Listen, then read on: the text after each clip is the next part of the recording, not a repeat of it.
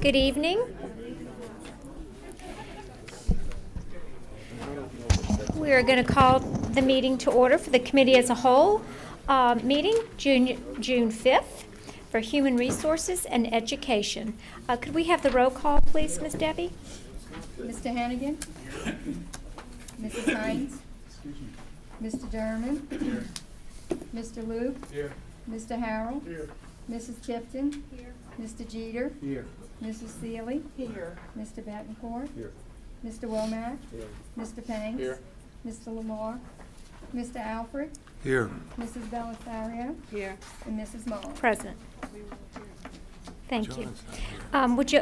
Would you all please stand as Mr. Alfred says the invocation and the Pledge of Allegiance? Will everybody bow their heads? Dear Heavenly Father, we would like to say thank you for taking care of St. Tammany Parish School Board and continue blessing all of our children. Tonight, please be with this board as we conduct the business that comes before us. In Jesus' name we pray, amen.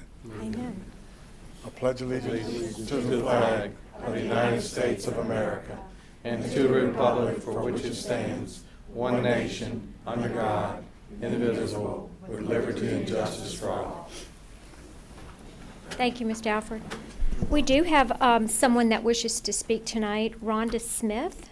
So, Ms. Smith, you have 3 minutes if you would just come up and state your name, please. Thank you. My name is Rhonda Smith, and I reside at 65176 Smith Road in Pearl River, Louisiana.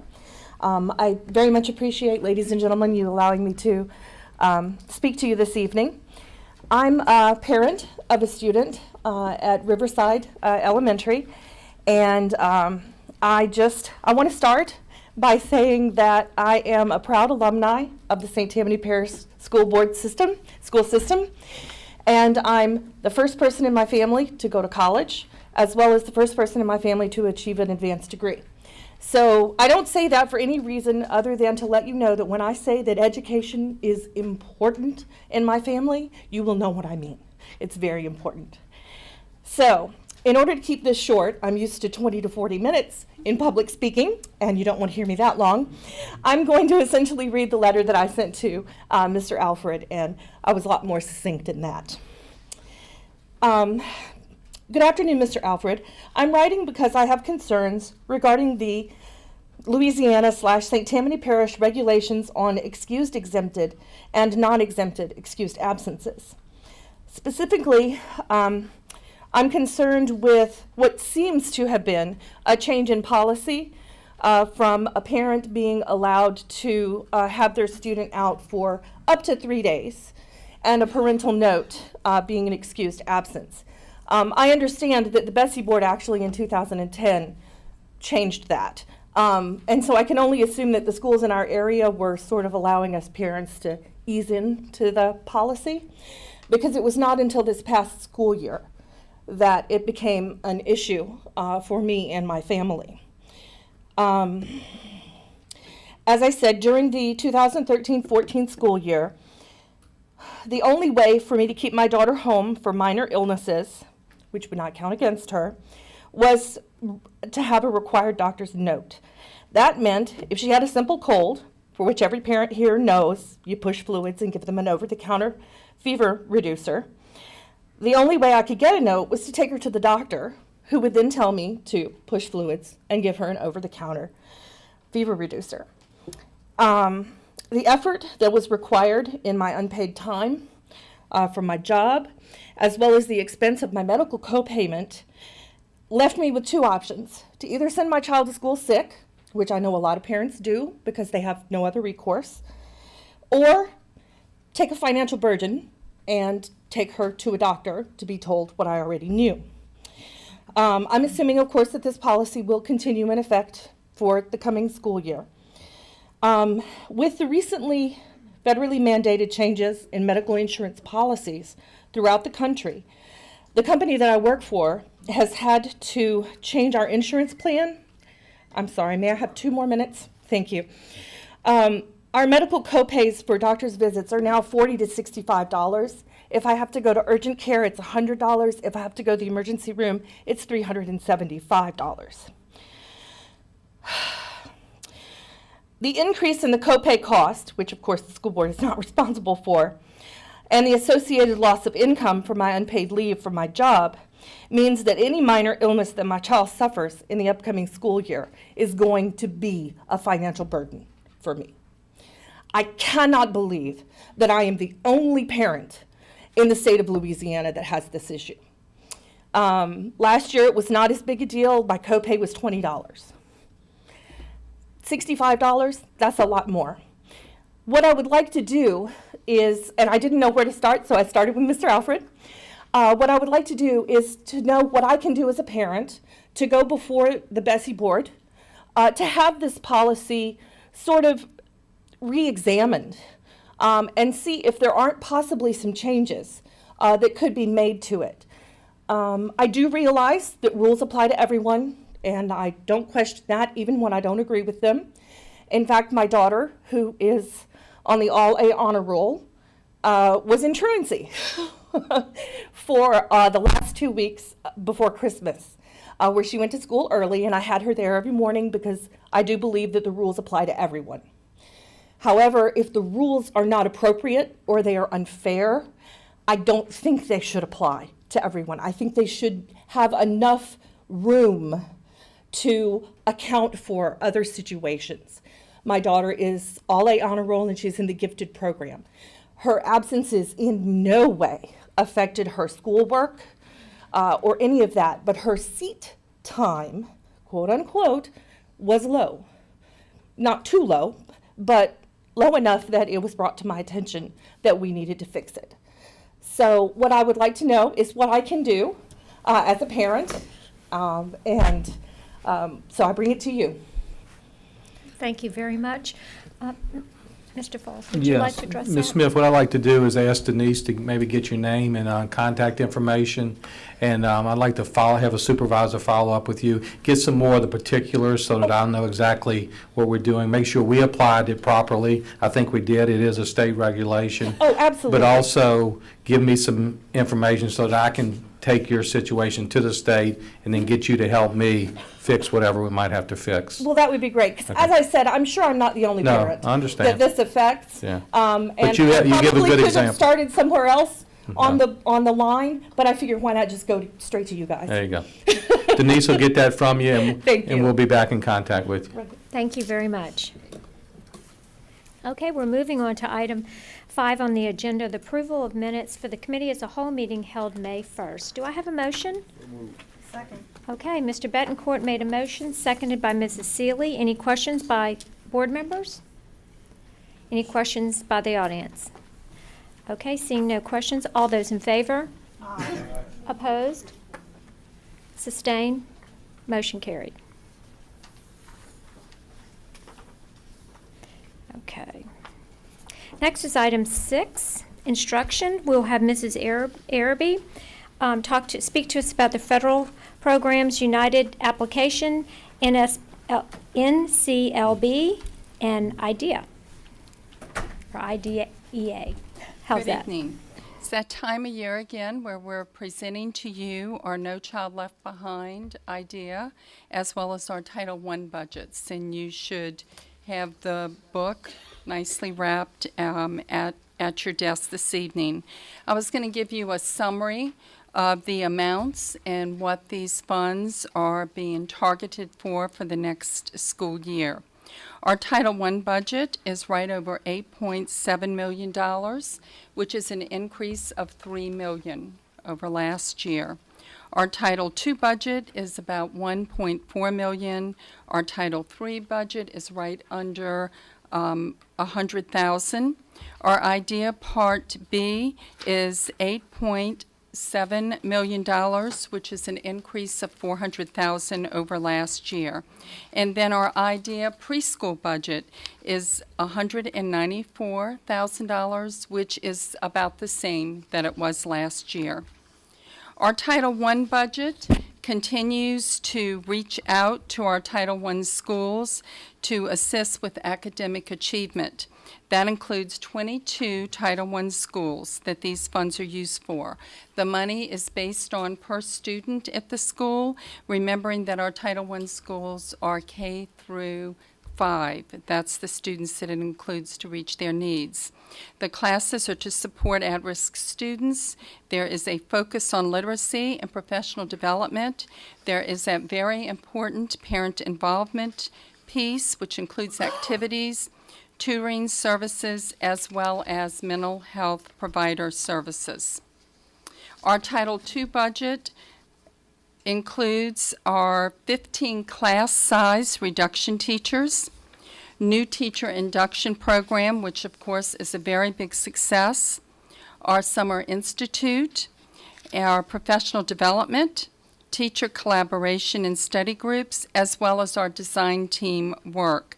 And most of those activities is where it allows us to pay for sub-days for our teachers to be involved with the professional development. Our Title III is to assist our ESL instruction, and you may remember that we did our redesign of this program for this year, which we're pleased to say that all of the preliminary results are looking real positive for our ESL students. This also includes our professional development for our ESL teachers.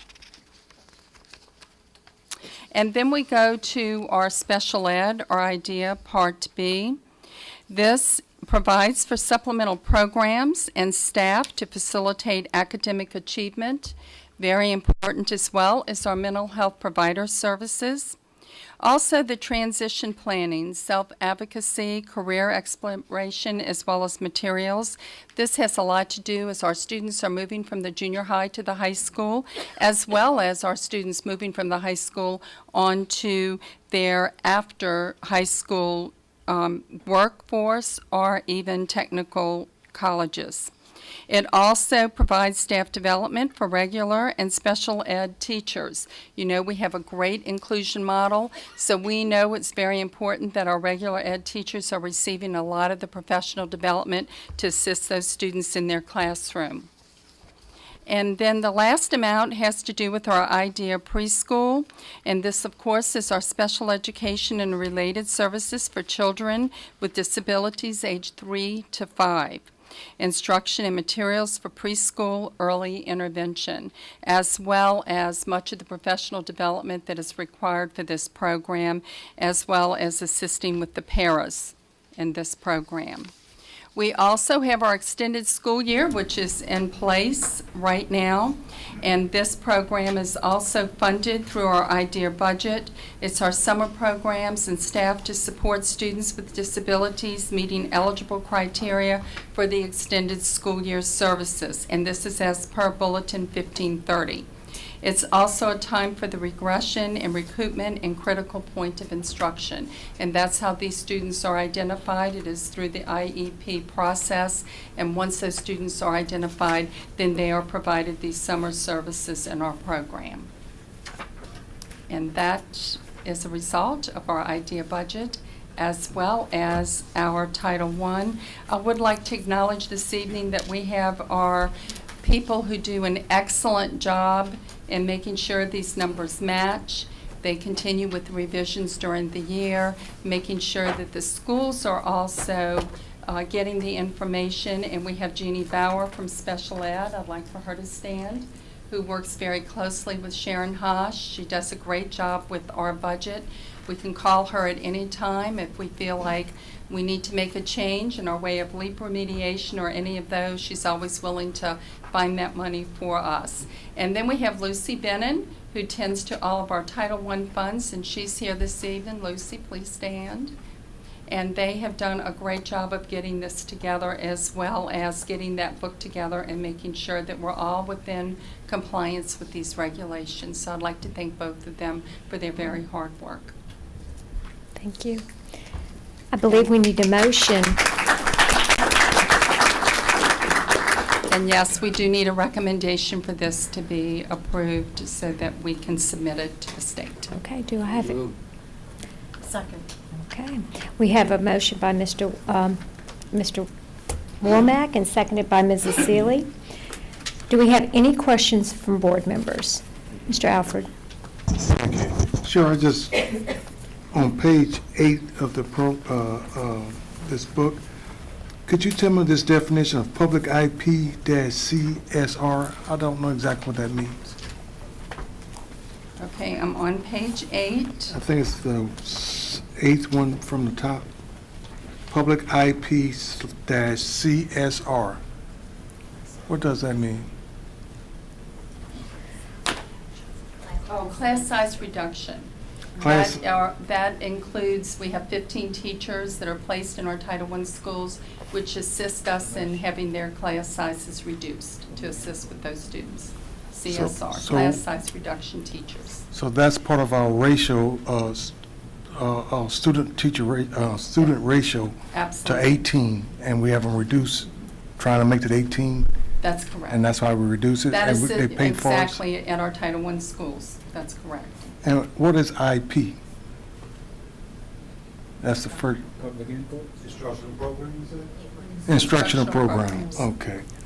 And so that help us reduce, that's 22 teachers you say that helps? We have 15 class size reduction teachers. 15 teachers. That would be in addition to what we have at the schools with our normal class size ratio that we have, which is 1 to 20 at the elementary schools.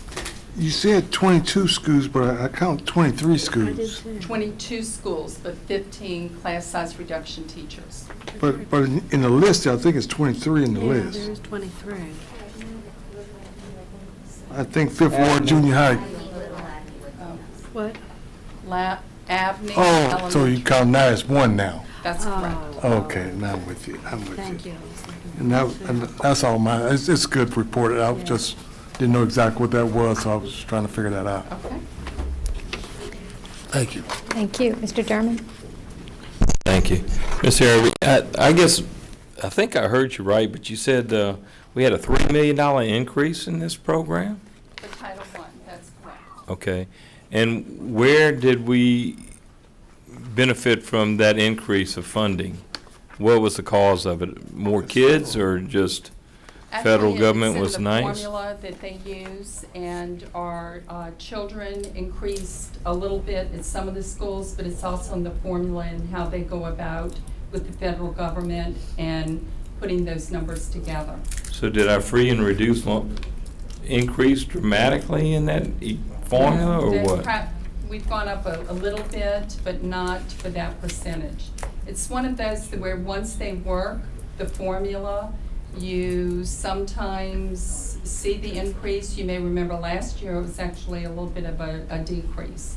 So a But- lot of it has to do with the way that they do the formula with the number of students and getting it. Right, I think you said we're at 8.7 million now? That's correct. And so, I mean, that's a tremendous increase. 3 million, yeah. That's good. 8.7 for Title I, that's correct. Right, and we had a 3 million increase, so I mean, that's It's almost right around 80%. that Yeah. approximately, that's correct. Okay, great. I was just curious why we had such a large increase in funding, but I'm not complaining, I'm just, if we know what it is, let's do it again. Mr. Hennigan, did you have your hand up? I did. Thank you, Ms. Harvey. Mike asked one of the questions. The second one is, so we do some outreach to the homeless. Can you describe how we spend money for the homeless? Yes, that's actually through our McGinney Veto money that we receive, and we reach out to those students in a way of uniforms, supplies, absolutely, and sometimes transporting them to physicians, and, you know, it's a multitude. They're identified at the schools. We still use that process. There is actually a homeless coordinator or identified person at each of the schools, and they keep close tabs on those students in the way of tutoring, any of those extra needs that they may have in the situations that as a result of them being homeless. I think it's important that we make sure everyone's clear on what the definition of homeless is, because a lot of times that gets misinterpreted.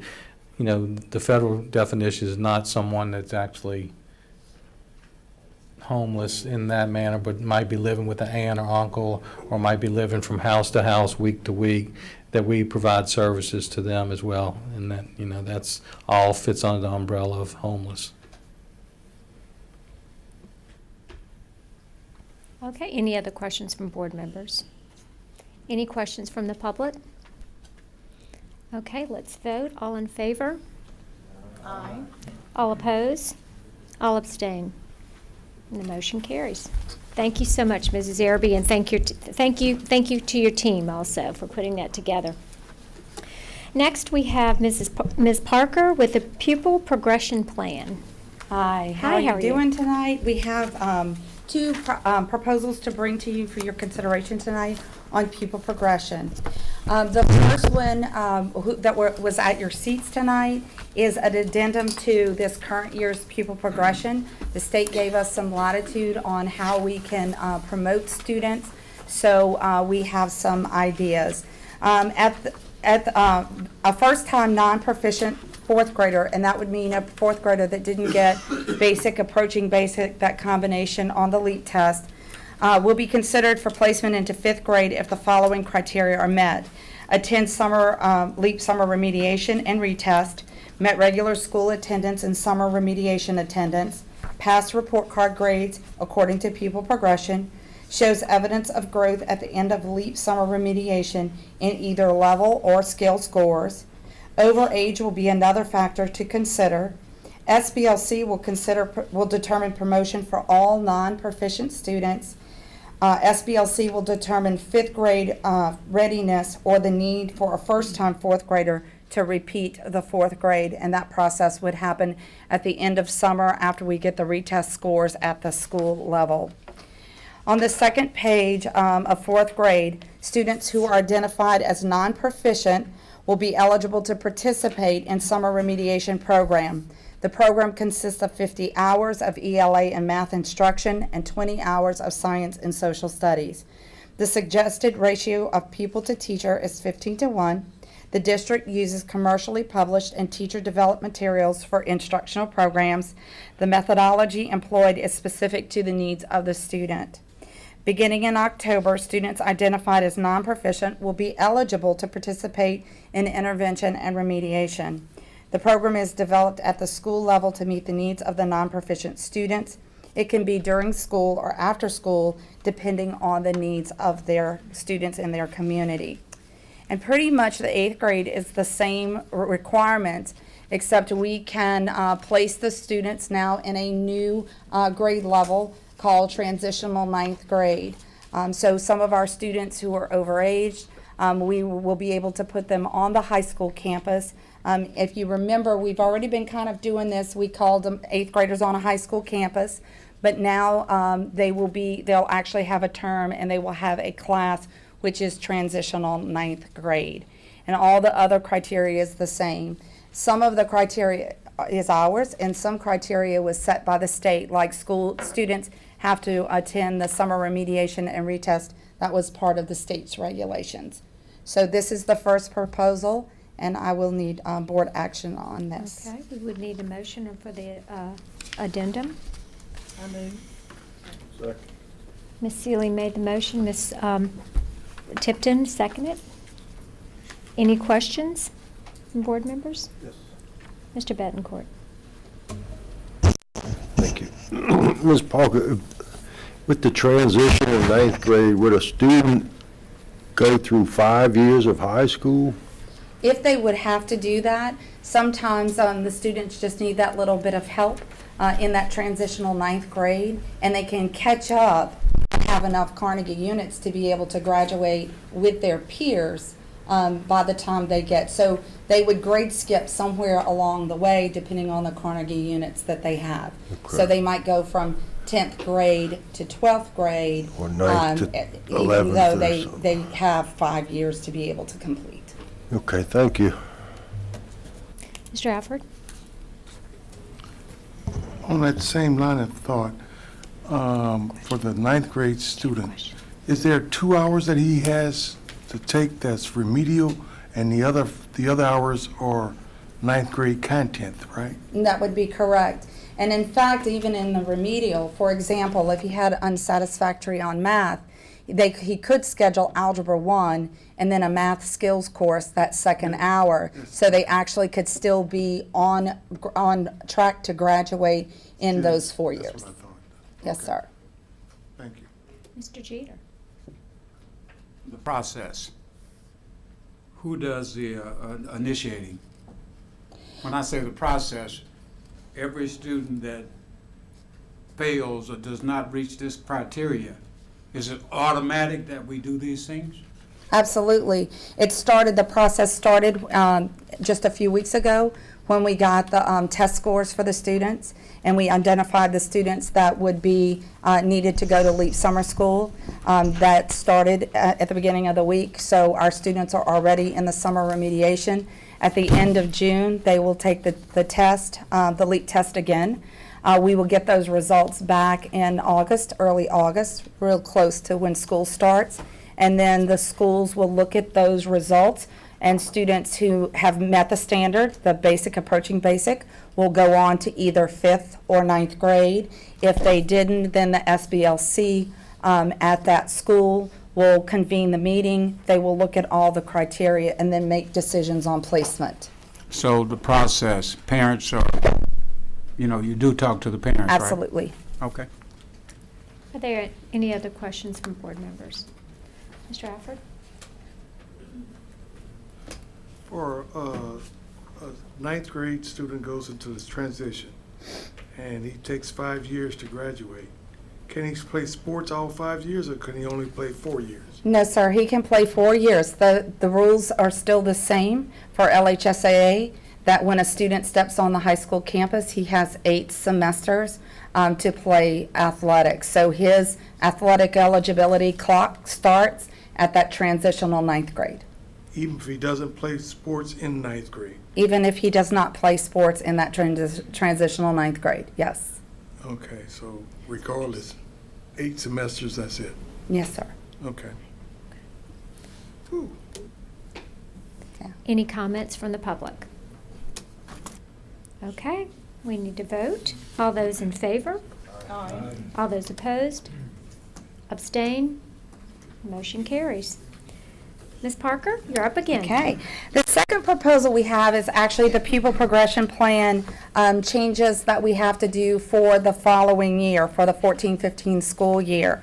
I've broken it down this year into the first part's going to be additions, the second part will be deletions, and the third part will be just revisions that we're going to do. The first would be the transitional 9th grade. On page 20, in the current pupil progression on page 24, we would like to add the statement, 8th grade students failing to meet the promotional standards will be considered for transitional 9th grade. A student who enters transitional 9th grade must enter the freshman cohort the following school year. So somewhere down the road, they can catch back up with their peers, but they'll do transitional 9th grade, and the following year they will be a 9th grader on the high school campus. And that's according to policy, state policy. The second one would be added to the new template that talks about a Jump Start Pathway diploma. Beginning with the incoming freshman class of 2014-15, a student will either complete the Core 4 pathway or a career pathway diploma. The career pathway diploma includes 9 career courses, 14 academic courses, passing the required end-of-course exams, and passing an industry-based certification in their career area. An industry-based certification is a nationally or state-based credential that verifies an individual has met the skills established by that particular industry. So those are going to be our 2 diplomas for our incoming 9th graders, and again, that is state policy. Number 3, on page 28, grade skipping is not allowed for 4th and 8th graders due to the high stakes state mandated standardized testing. Because they're part of accountability, we can't skip those kids over those 2 grades, and we just wanted to make it real clear for parents that they knew that grade skipping wasn't an option in those grades. Number 4, area of concentration, end of course testing for proficiency, page 46.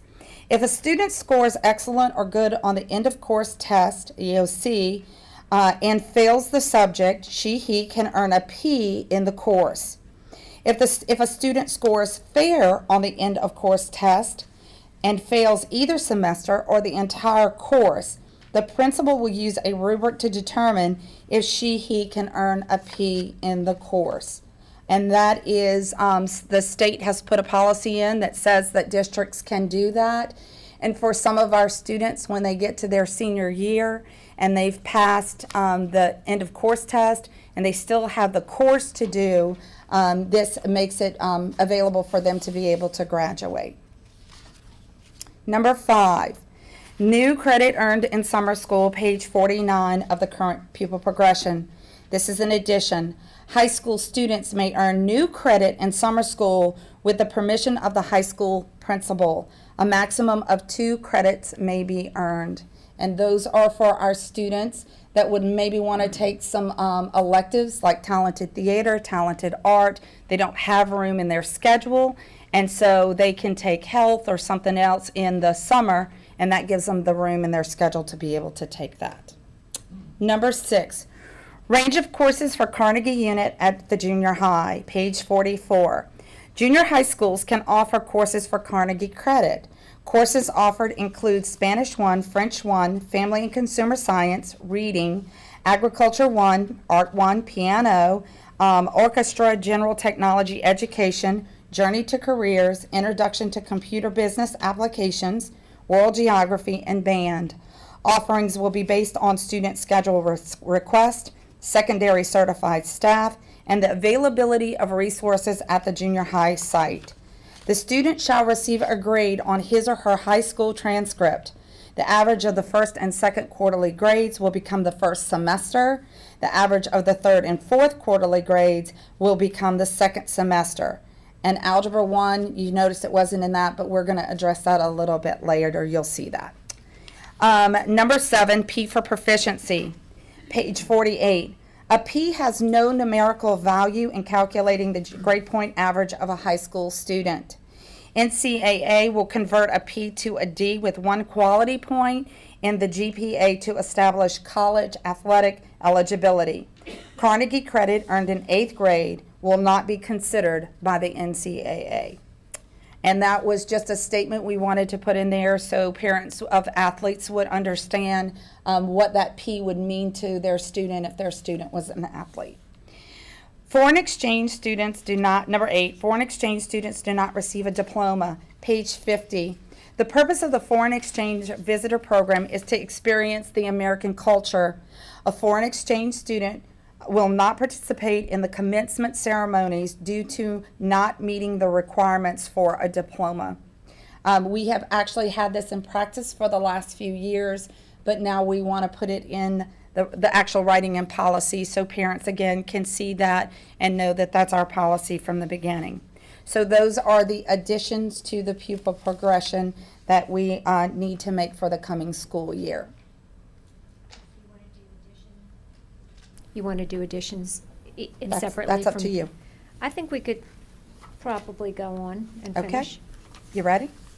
Okay, deletions.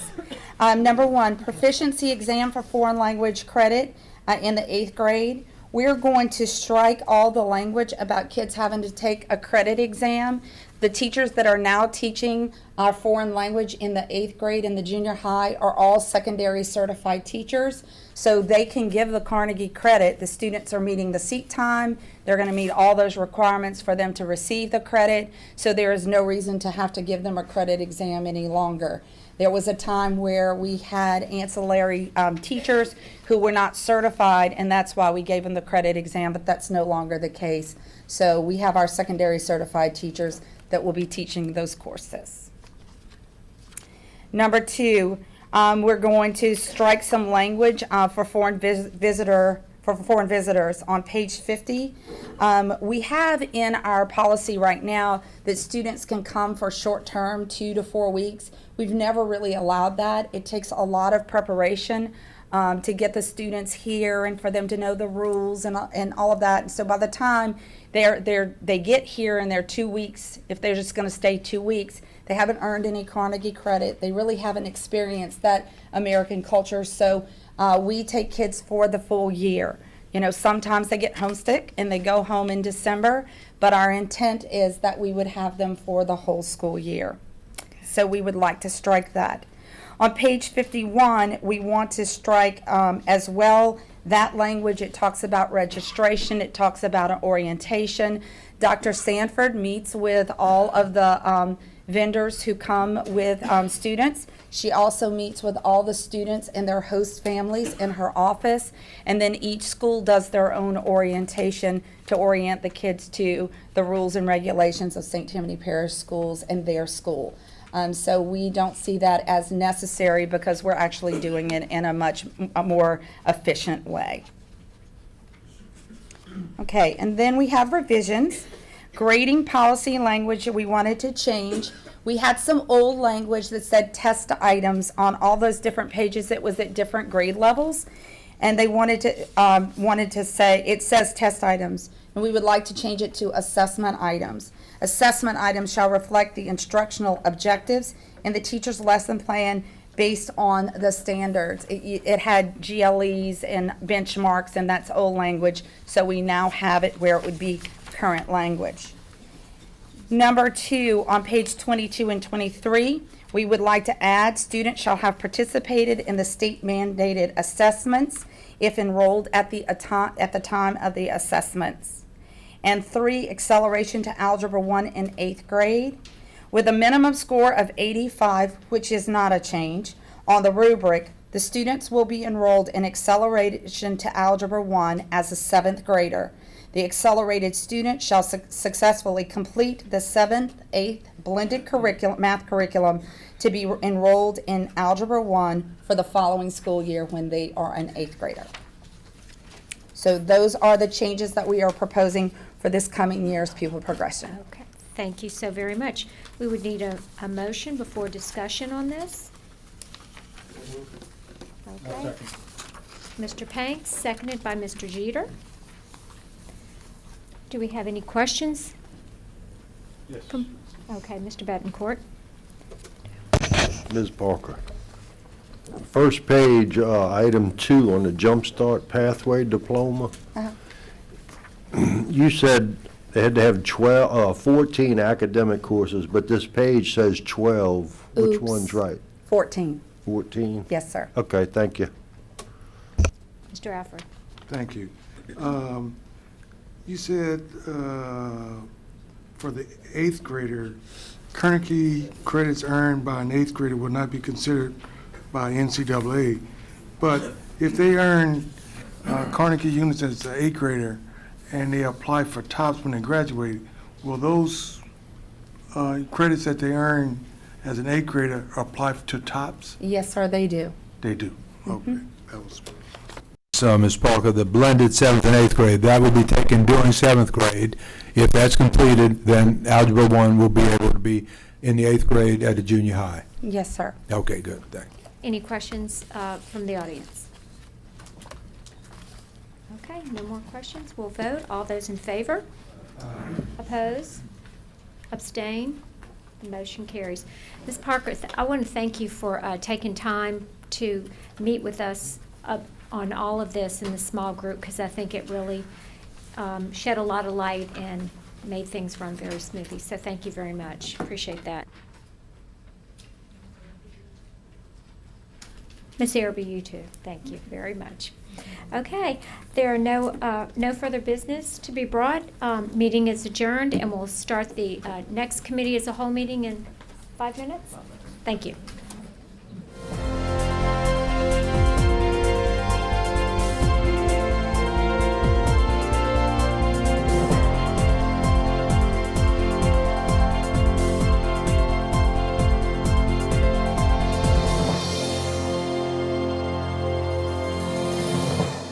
Gentlemen, we'll call this meeting to order, please, for the St. Tammany Parish School Board Committee as a whole meeting for June 5th, 2014. Business Affairs and Administrative. Roll call, Ms. Debbie, please. Mr. German. Here. Mr. Hannigan. Mrs. Hines. Mr. Luke. Mr. Harrell. Mrs. Tipton. Mr. Jeter. Mrs. Sealy. Mrs. Mullet. Mr. Bettencourt. Mr. Womack. Mr. Panks. Mr. Lamarck. Mr. Alfred. And Mrs. Belisario. Thank you very much. We're going to dispense with the invocation and pledge as that was done previously in our first meeting, and no one else signed up requesting time on the agenda for this committee meeting. So we're going to move directly to item 4, which is approval of the minutes for committee as a whole meeting held May 1st, 2014. Do I have a motion? Motion? Moved by Ms. Mullet. Second by Ms. Seeley. Any comments by board members? By the public? Seeing none, all those voting in favor say aye. Oppose? Abstain? So ordered. Item 5 is administrative. Mr. Javier.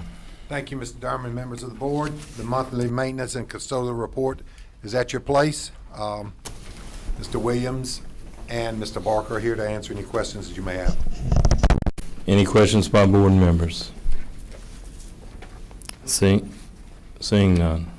Moving right along, Mr. Javier. Your monthly risk management report is also at your place. Mr. Gaspard is here in case you have any questions. Any questions by board members for Mr. Javier? Not Mr. Javier. I know we got a lot for him, but Mr. Gaspard.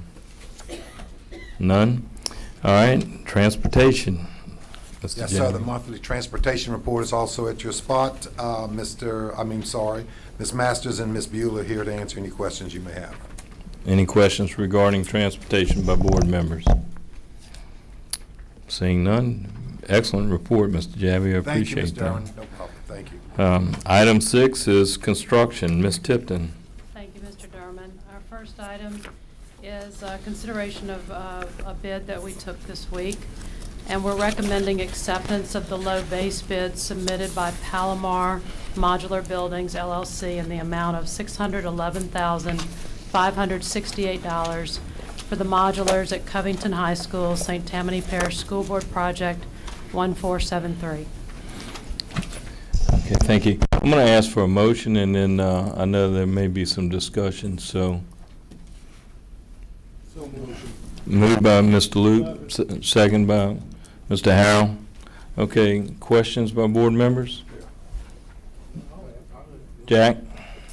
Just asking about where are these located, where are we putting Yes, these? sir. Let me explain just a little bit. This is a small project that is part of the bond issue project, and this is being done ahead of the large, if you remember, the bond issue project is to replace the HVAC system throughout the main building, which requires changing out the chillers, taking down ceilings, removing all the piping, adding a fire sprinkler system into the ceiling when it goes back in. So in order to facilitate that project, which we expect to be done in many phases and to rotate through about 6 classrooms at a time, this project is bringing in, actually purchasing 6 new modular single classroom buildings, which will ultimately be part of buildings that we can use elsewhere, like we do portables that we move on occasion.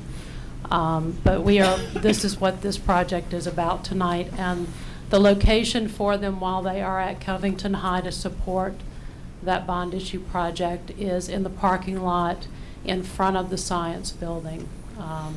And there would be covered walkways out to these 6 classrooms. 6 of them, they'll Yes, let. sir. Okay, thank you. And the 6 will be part of the rotation basis when we use, those 6 modules will be used by one group of repair work being done, and then when we move to the next 6, it'll be there, so they'll be transitioning out. And I also want to say that, of course, Cameron has been meeting with the administration of the school, and they have much input into the location of where we place these modular buildings. Okay. And Mr. Betancourt? Thank you. Ms. Tipton, we've been getting pretty good participation. Is there any particular reason for just 3 bids on this job? You can see that there were quite a number of firms that looked at the project, and they're listed there, but we only received 3 bids. I don't know. Okay. Is there a minimum that, like, what if just one person bids?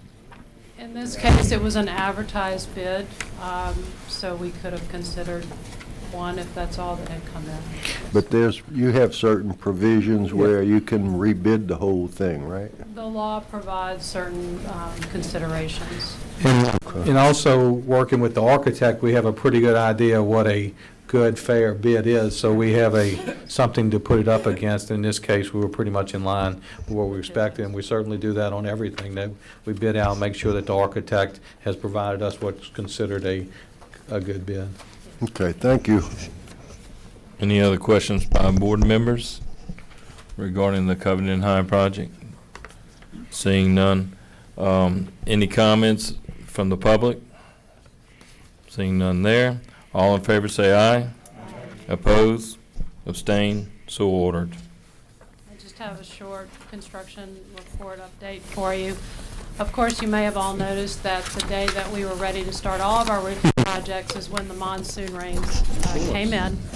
But this week, with the sun coming out middle of the week, we do have roofers on site, and our jobs are moving forward for the summer. In addition to those roofing jobs, Boyette Gym Flooring Project, they've been underway since school year ended. Even despite the rain, the Mandeville High Track resurfacing project began right before the school ended. They got drainage in, and they actually have the resurfacing crew on site working this week.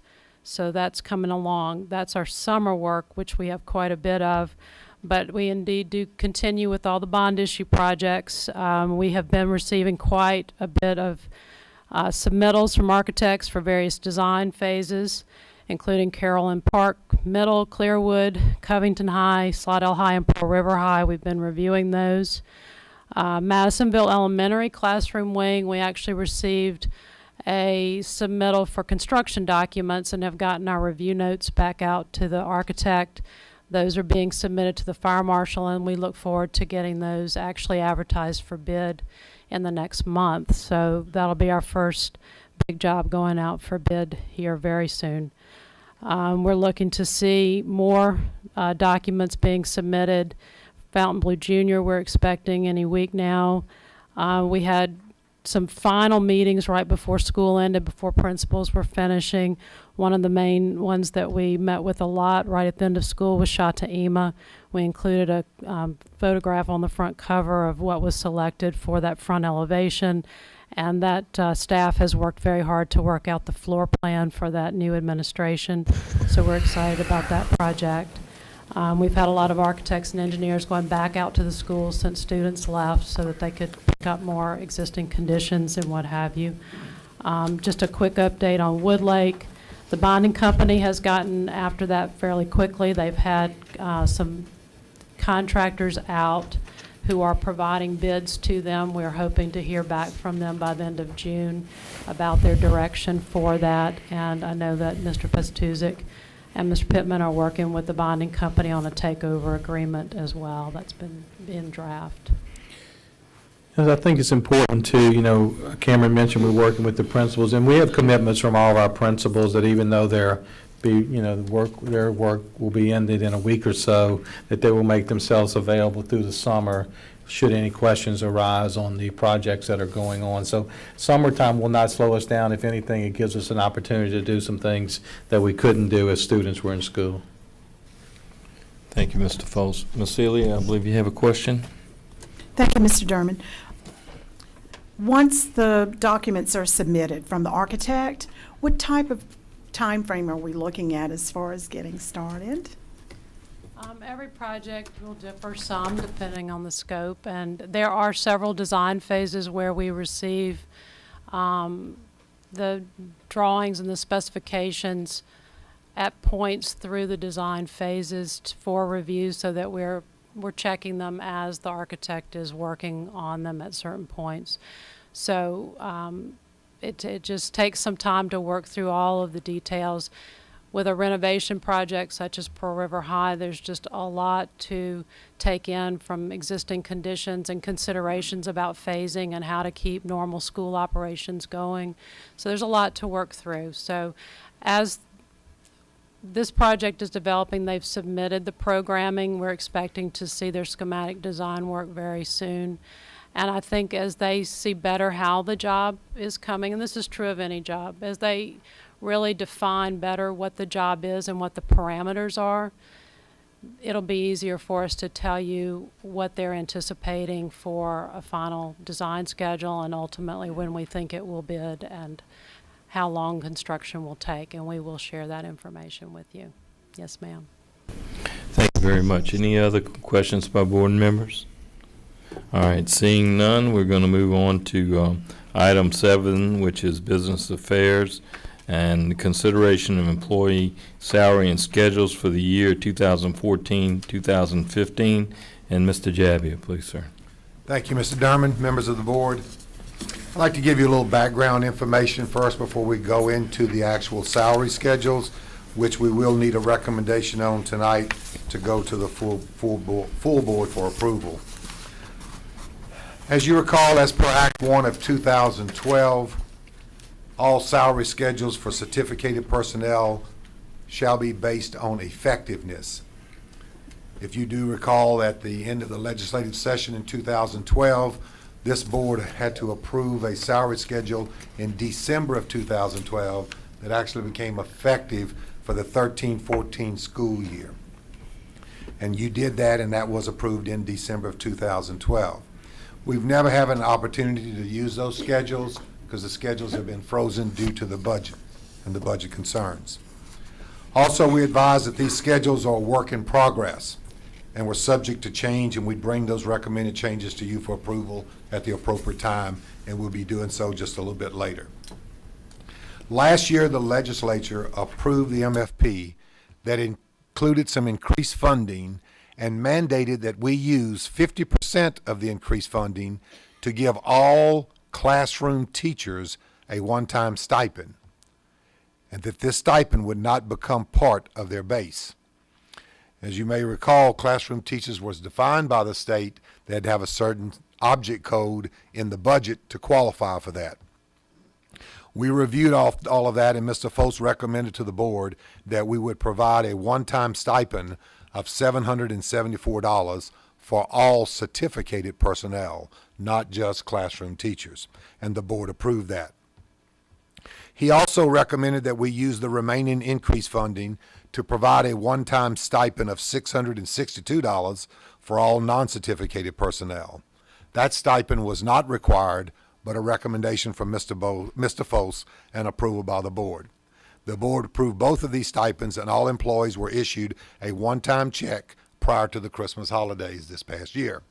None of that money went into the teacher's base. That was a stipend that was provided to them as mandated by the legislature. Now we come to salary schedules 2014-15. The MFP that was just adopted said as part of that MFP, at a minimum, any stipend that was granted last year must also be granted this year, but included in the base. So now we have to provide a minimum of $774, which is what we gave last year, to our certificated personnel, and now that $700 or whatever we give will become part of the base. The salary schedules for 2014-15 are before you tonight, and they include some changes. I will go through all of the changes with you, review those. The majority that you have before you tonight were no changes from the last salary schedules that you adopted, but I will review any of the changes that Mr. Foltz has recommended. I'd like to start with page 1, if you have your salary schedule booklet in front of you. And this is the one that is stamped draft 2014-2015. Page 1 is divided into a number of columns. The far left-hand column shows a pay step.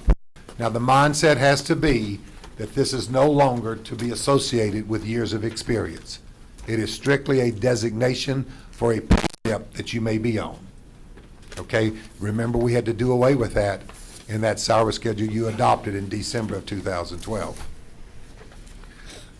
The next 4 columns, or 5 columns, the BA degree through the PhD, are our existing salaries for our existing employees. So we have a category for bachelor's, master's, plus 30, specialists, and doctorate. That is our current salary schedule that we have right now, and all of our employees fall somewhere on that salary schedule. How do you know where you're falling?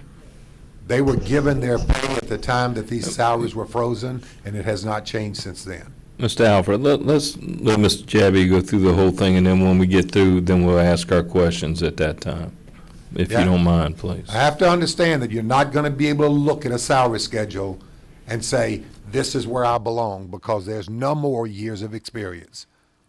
We can't do that anymore. The next column says a non-stipend for experience. And Mr. Foss is recommending $775. Remember that what we gave last year was $774, and we have to provide at a minimum the same or more. The next column says this is a stipend for an advanced degree, $275. These first two columns say non-stipend and will become part of the teacher's base. Okay? So they're going to find where they are on the existing salary schedule. They're going to get a $775 increase for experience. If they earn an advanced degree next year, they'll get another $275. And then the last column is the effectiveness column. If an employee is rated highly effective, they would be eligible for a $500 increase. Now, none of these numbers will go to any employee if they are rated ineffective. So if I have a rating of ineffective, I am not eligible for any of this money. If I have a rating of emerging proficient, or what is the other one? Emerging? I can't remember. It's three grades, and then highly effective is the other one. So as long as I get one of those ratings other than ineffective, I am eligible for these stipends and this money. Remember, the experience stipend will go to their base and will always be in their base. And if they earn an advanced degree, that will be in their base. If they are rated highly effective, the $500 will be a stipend, and it will only be for that year. It will not go into the base. Okay? So again, employees will find their salary on the salary schedule, and then if they get an effective rating, they will go about adding the different appropriate amounts that are in these columns depending on what they get as far as their rating is concerned and whether they earned an advanced degree. If you go to page 2.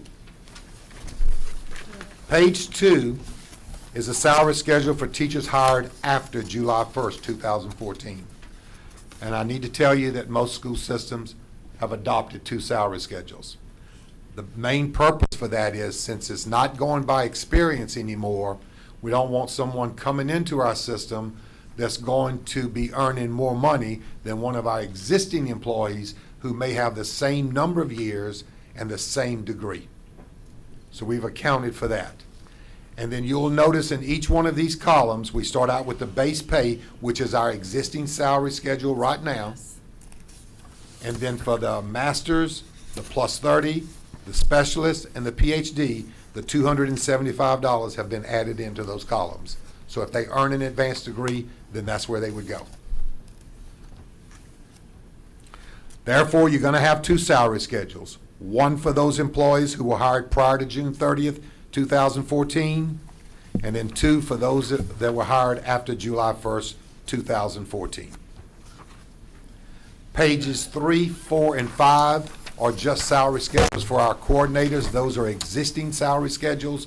We had not put them in our books before, and so we had some coordinators that would like to have their salary schedules in the book, so we put them in the book, and that's all that is. None of that has changed. Page 6. And I'd like to just review and go over page 6 with just briefly to make sure you understand. Teachers who begin work with St. Tammany Parish School Board prior to July 1st, 2014. Each teacher's 2013-14 salary will become his or her starting base for fiscal year 14-15 before awarding the experience pay increase or stipends for performance. Each teacher's pay level on the salary schedule will be the same pay level or step as fiscal year 2013-14. The salary schedules for these teachers are located on page 1.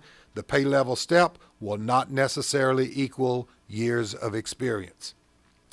Teachers who begin work with St. Tammany Parish School Board on or after July 1, 2014 will be assigned a pay level, a step, and beginning salary based on the salary schedule located on page 2.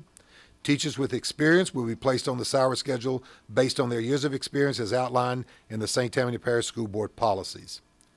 Teachers who work more than 9 months will be compensated based on the applicable 9-month teacher salary schedule, daily rate of pay multiplied by the number of days worked in the school year.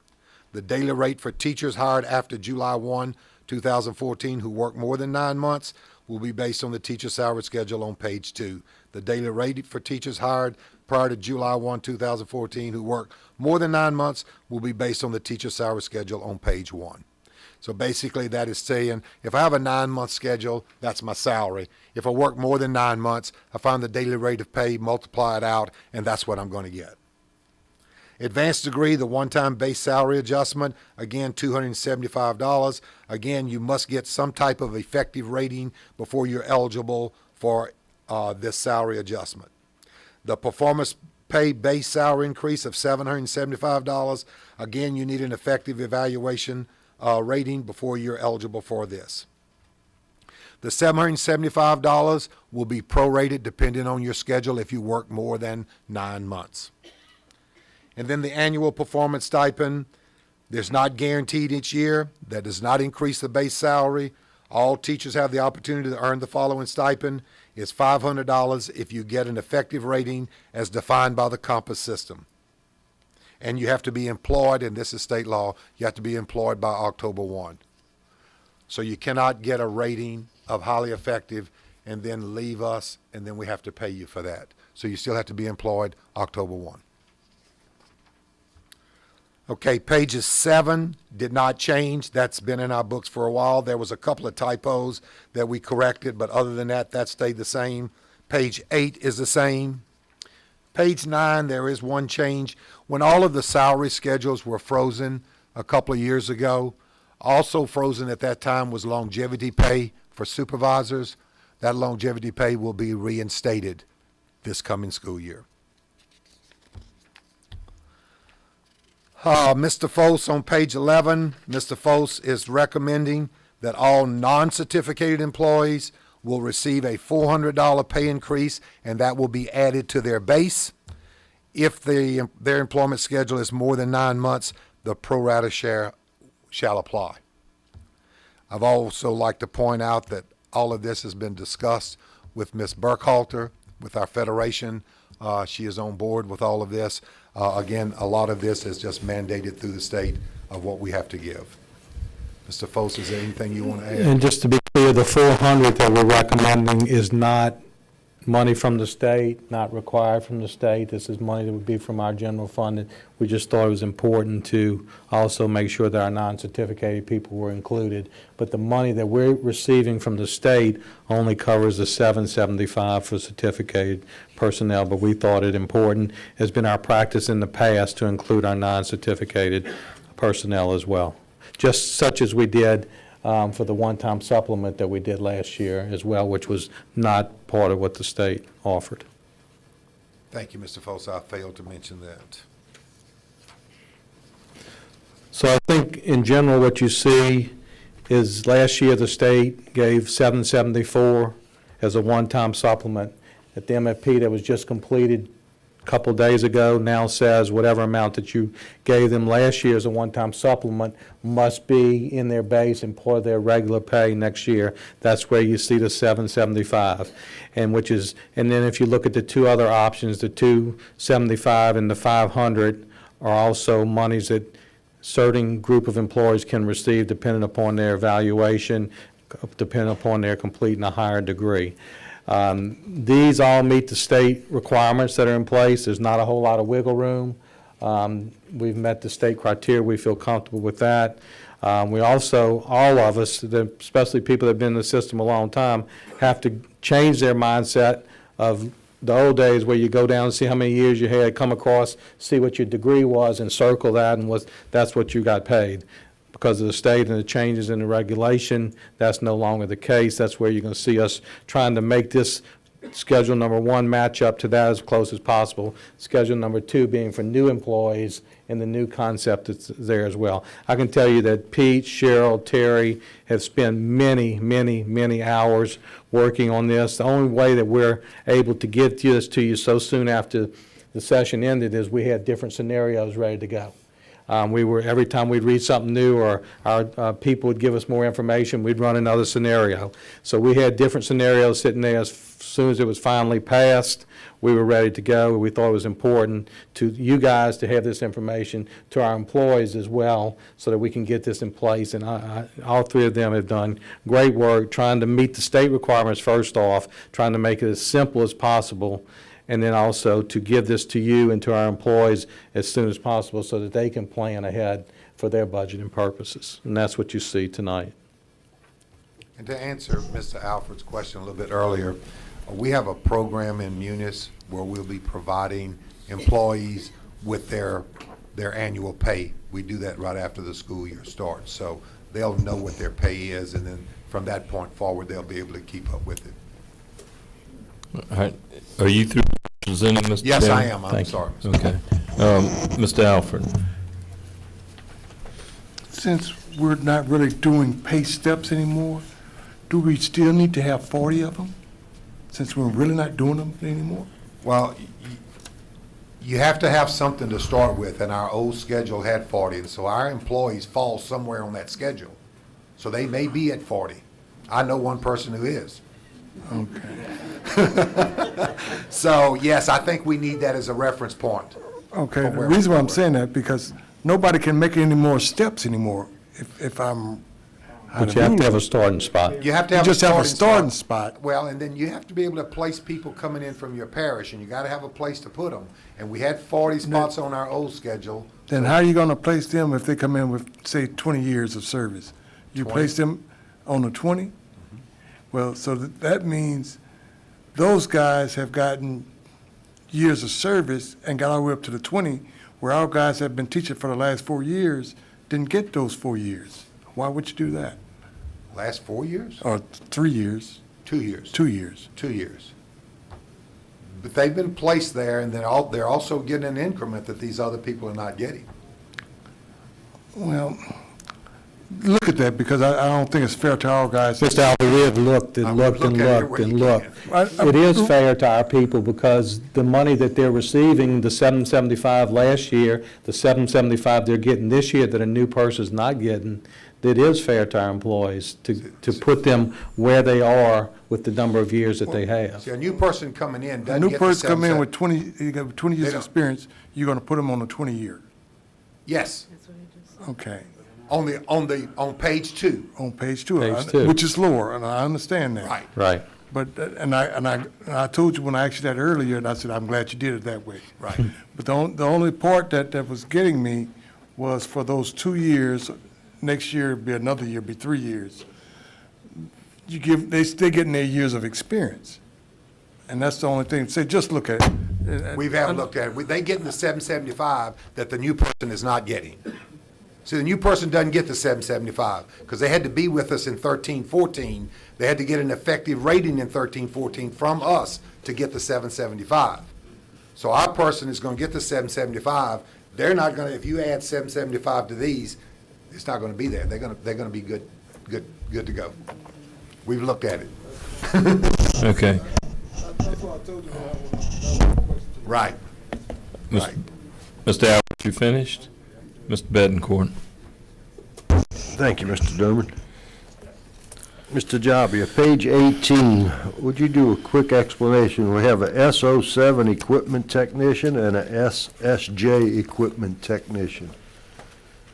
Difference.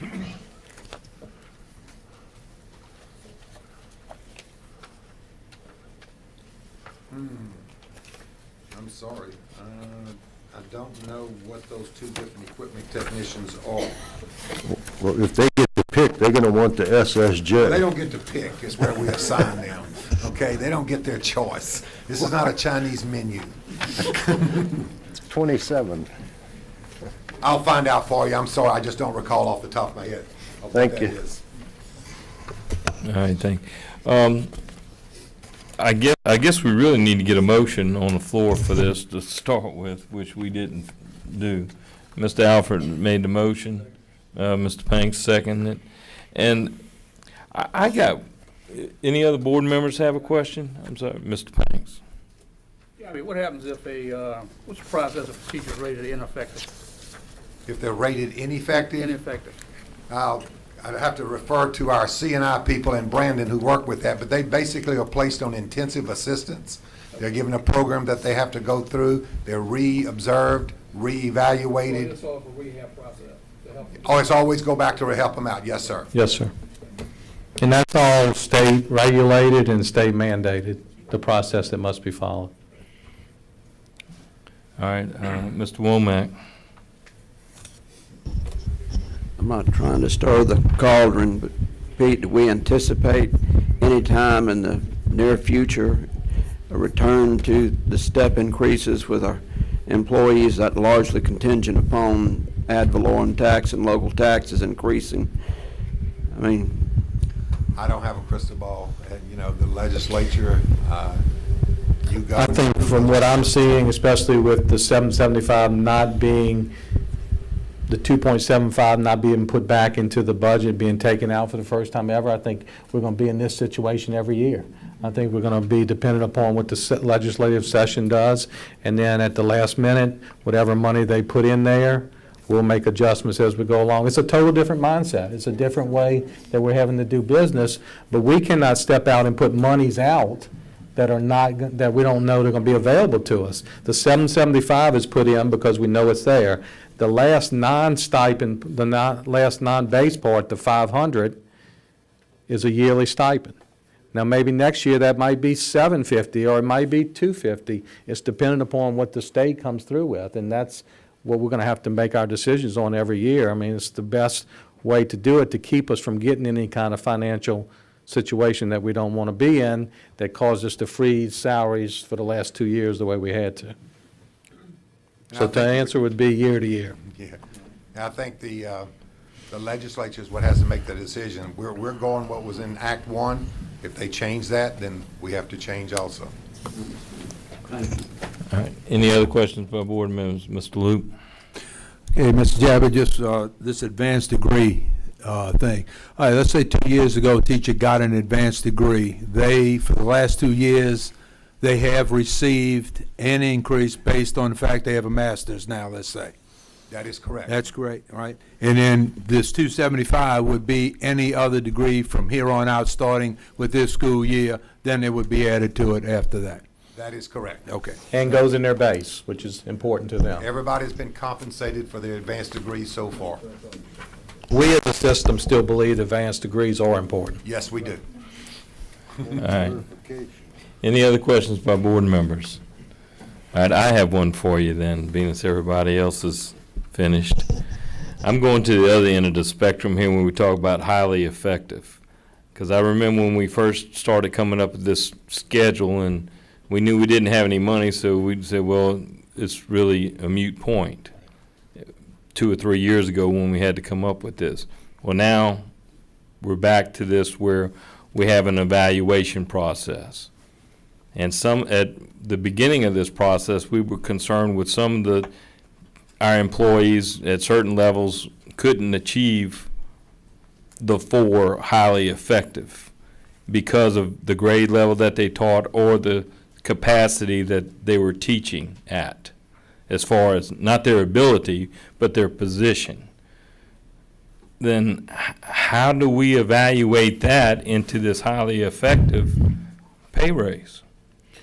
Why don't we list for Mr. Derman and board members the groups of employees that are eligible, according to Compass, to receive, that are eligible for a highly effective rating? Is that what you're saying, which groups of employees? No, I think we have an evaluation process that these teachers have to go through. That's correct, but not every group of certificated people are eligible for a highly effective rating through Compass, through the Rubrics state. have not been developed for all classifications.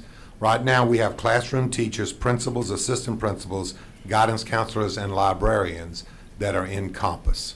So all of those could receive a highly effective and would be eligible for the $500 stipend. If you're not in that group at this time, according to the state, the best you could do was the 775 and the advanced degree. Okay, then my second half of this question is mathematics here, at least old math, not the Common Core math, is that technically we were saying that 10% of our teachers should reach highly effective based on what the state was projecting out, right? Yeah, we did a lot better than that. Yeah. So what does that do to our budget Well, if we've- 90% of our teachers score? We've looked at our past history and made our budget and the numbers according to what we believe would Okay. be We had a, reasonable amount, you know, and we're conservative with that, so we think we'll be fine. That's part of what we're presenting. Okay, that's my question, because originally I think we were just kind of, No, well, we have some baseline now, and we have some numbers, and we've used those numbers to make sure that our monies that we have coming in can meet this budget. And it's- Okay. And it's conservative. all right, because I was just concerned if we had that many people We achieve look- this level, No, we looked at it. we'd be scrambling. right. We looked at it. Okay. Ms. Seeley? Thank you, Mr. Derman. Just a point of clarification on, with our step, I'm looking at the pay steps. Those change actually after those that were hired July 1st of this year, it looks like. It looks like the steps have changed a little bit. But so, I No, think the that's steps with have not the, changed. it hasn't? No, Okay, ma'am. because, well, it's the salaries next to the steps, maybe. They didn't change. Okay. I'm looking at What page page are you two. looking? Page 2 compared to page 1. Well, page 2, it should be the base, the BA. Uh-huh. That should be basically. So if you look at the ones basically with the same. extra degrees. They look at this, look at page 2. Okay, The BA base salary Okay. should be the same as the BA base salary in page 1. okay. That is, but with the extra degrees, it looks like it's And then changed. the other columns, the masters, the plus 30, the specialists, and the PhD, Mm-hmm. each one of those have $275 added to Added. them. Okay, that was just okay? my clarification. And that was, Yeah, those are completely different from page 1. right. That's the ones I was asking about. people that are employees now in our system. Right. Okay. That is correct. Thank you. Thank you. Okay. Now, with that, everything being clarified, and it's clear as mud to all of us, any more questions by board members? Seeing none from the board, any questions from the public? Seeing none from the public, all those in favor say aye. Aye. Oppose, abstain, so ordered. Thank you. Mr. Javia, thank you very much. And I guess we can go to Ms. Prevost regarding the monthly purchasing report. Any questions? None. I mean, The monthly purchasing report's in your packets. Next Mr. meeting, Stevens is maybe. here to answer any questions you may have. Terry, it appears that they have no questions for you, but we do appreciate you having that for us. Next on the agenda is the end of the year review with Mr. Foltz. So, Mr. Foltz, you're on. Thank you, board members. As has started our tradition, we have tried to do at the June of each meeting a end-of-year review. It's hard to believe that this is our 4th year that we're finishing up as superintendent, and this is our 4th year, end-of-year review. So we're happy to share that with you and to brag a little bit on some things that we were able to do and to share with you some of the many things that we have going on in our school system. As you remember, we started, our theme this year was working together for success. And it started with all the different spokes that included all these different groups that you see up here together. And I'm happy to tell you tonight that after this year, I think if you're talking to the community, if you talk to these different group of employees, if you talk to the other people that are in these spokes, if you will, they will tell you that the school system has reached out to them. They will tell you that they feel like that they've been part of our school system, and they feel like that we have asked them to work together with us. We have worked together with them for the success of public education in St. Tammany Parish. 10 months ago, we started out with our administrators retreat at the Treen Tech Center, and we rolled out our theme then of working together for success. We had the banner that now hangs in the atrium, if you remember. And on the last day of our administrators retreat, we had each administrator sign their name to the banner that said working together for success. You know, it's one thing when you say you're going to do something, but when you put your name to it and you sign it, it gives a little bit more to it. And we asked every administrator to do that. And then everyone in our central office did that as well. And then what was really nice, as we visited schools for the year, we saw that many of schools took this idea, took it back to their own schools, had their own banners made, and had the mayor, the chief of police, different people that service their school that they work with each day to sign their banners. They had their students, their student government associations, their class officers, their teachers sign their banner and hung it in the hallways of their classroom. So what we were trying to do on the district level certainly filtered down to the school level and hopefully filtered into the classroom as well. Then we brought the banner back. We hung it in the atrium, and we asked each of you to sign that same banner and make that commitment, and each of you certainly have for this year helped us to work together for success of our school system. And we realize, as we talked about before, that it's a total team effort, and that we're certainly blessed in St. Tammany Parish to have that type of team effort going forward. We started our school year, you know, the first day of every school is always a very, very exciting time. And we always try to get out into the schools. This is a favorite picture of mine. This was the first day at Pineview Middle School. Diane Combs was the brand new principal.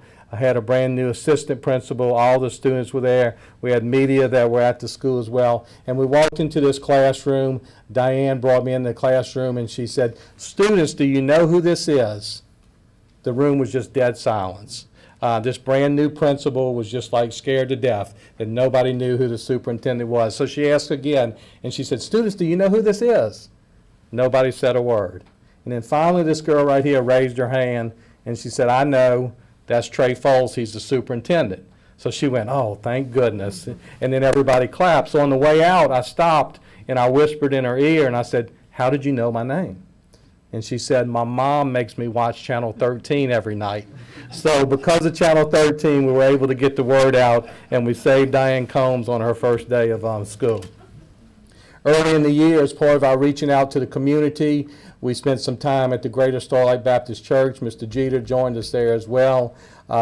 With the help of Mr. Gene Balisario, we were invited to speak to the Commissions on Families Safety meeting, where we talked about our security initiatives. You can see we had the Sheriff's Office with us there on the platform, and we just shared with this very, very supportive group of community leaders what we're doing in the school system. I can tell you from Mr. Gene's feedback and others, it was certainly well received, and many people really didn't know some of the things that we had in place, and they were impressed with that as well. And then I was chosen, which was a nice honor, and something I've really enjoyed doing, is being the chairperson of our Region 2. We have 6 regions across the state, and as chairperson of Region 2, I have these 14 other superintendents that we meet with once a month or so. They come to our building here, and we share with our experiences. And these are people that are in our region, that are close to us, that have many of the same issues, challenges, and success going on. So to be in a leadership role with this Region 2 is certainly something that I think has benefited me as a superintendent, hopefully has benefited the school system.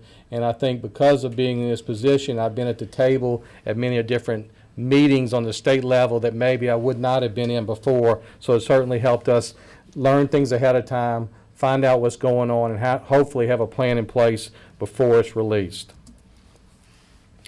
We do a great deal in this system for giving back. We donated $3,000. The Cards for Kids donated $3,000 to special needs. Mr. Delahousie and his group donated to our special needs classrooms $3,000. And then we also, each year, Meredith works with this group, the Debbie Rochelle Kelly Cook grants. Our educators do a great job with that. This year we received almost $36,000 worth of funds from Kelly Cook for teachers to use into their classrooms. We try to get out into the schools as much as possible. We visited Covington Elementary. If you've gone to the first page of our website, we have a PSA there that we welcome people to our school system, and it was filmed at Covington Elementary School.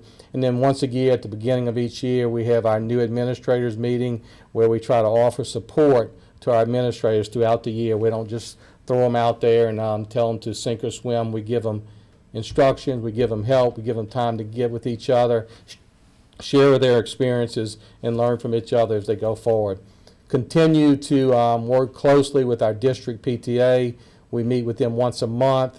Ms. Sealy is in that group as well, and she will tell you that we share things with them that we definitely do in confidence with them, and know that they are there to support us and work with us, and we look forward to going to them and reporting to them on a monthly basis. And then we also got the opportunity again this year to speak to the District PTA Leadership Academy, which meets on that Saturday right after school gets started. And it was a big turnout this year, and a very supportive group of people that kind of snowballed and got the ball rolling through the year. And I think with our district PTA this year, we had a really good year and accomplished much with them. And I think the leadership that PTA has in place for next year will certainly be one that will be beneficial to our school system.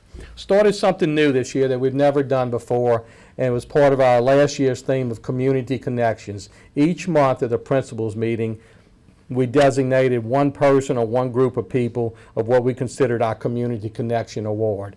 And these were people that have been a part of us as reaching out, working together, and making sure that we thank them for their efforts and making sure that we keep that connection with them. The first person we did was Parish President Pat Brister. As you know, whether it be with hurricanes, whether it be with other issues that are going on, whether it be with anything that might be going on from health or medical issues, we are always at the table. We are always involved, and President Brister does a great job of making sure that we're at the table and that we have a say in everything that goes on. And we work very closely with her, the parish council people, and it's certainly a benefit to our school system. Something else that we started for the first year that is really, really going over well, we honor a different principal at each principals meeting. We took our principals that had at least 15 years of experience, there happened to be about 10 of them, and we started from there, and each month at a principals meeting, we would recognize one of those principals. And the way we did it, we had someone that was a mentor to that person. Just for example, Melanie Edwards. We had Marion Aerosmith come and introduce her and talk about her and the things they had done. Up in the top corner one month was Donna Addison, and Peggy Sharp, who had worked with Donna before, did that one as well. Mr. Percy did Vince DiCarlo. Pete did Mike Winkler. Regina had worked in the past with Bruce Bundy. All those different ones. You know, once a year at our administrators retreat, we place a rose for any administrator that's passed away over the past year. And last year when I was sitting there and I said, you know, it's really a shame that the only time we talk about these principals is after they died, and we put a rose in the vase and we tell all the great things they did for our school system. So what I tried to do this year was, when people are still around, people with 15 a year more experience, we brought them before all 55 of their peers. We talked about them. Then they shared their experiences. And I can tell you there were many times there were people in that room were moved by what those principals were saying. People like Billy Percy that mentors many people in that room, and others shared their experiences and talked about what the school system had meant to them over the years. So it's something that we started this year. I can tell you, after the feedback I've gotten from the principals, is one of the best things we did all year. And we're going to figure out a way to keep it going next year. Maybe anybody that hits the 15-year mark and moves on will do the same thing as this year. But it fell in place really good this year, and it was something that we did that I was really proud of, and I think it was really good for our school system. We continue to celebrate our Patriot Day and recognize that people have done so much for our country. We get involved with the food bank donations. We had maintenance guys this year. We had a big food bank and a big drive for the Covington Food Bank. We had maintenance people that were off that day that gave their vacation day to come in and to help us pack the food and to haul the food to the Covington Food Bank. Another opportunity for all of us working together for the success of our school system, and all of us reaching into our community and making sure our community knows that we have a responsibility to give back, and we certainly do that. The minority teachers reception is something that's important to us. We have that every Saturday at Brooks Curriculum Center once a year, and many of you have come to those meetings and been a part of that, and it just helps them to continue to grow in our school system, to give them support. Dorable does a great job leading that up, And the retiree meeting, we try to go to those meetings as well. I'll tell you, Coach Lube got that started a few years ago, and Marion Aerosmith has taken that and run with it as well. Mr. Vegeta was here in this picture as well. So we try to go to those meetings. I try to share with them what's going on in the school system. I thank them for what they've done, and I tell them all the time, because of what they've done and the position they put our school system in, it is our responsibility to continue to grow that and maintain that and even make it better. And with the leadership that's in the past and the leadership now, I can tell you, I think this group is one that will certainly be a benefit to our school system as we move forward. United Way, we continue to do great work with United Way. We continue to give back to our community, and we have each school has a different representative, and then we talk to those people as well as the principals, make them realize how important it is to know that we must give back, and the United Way does a great job for that.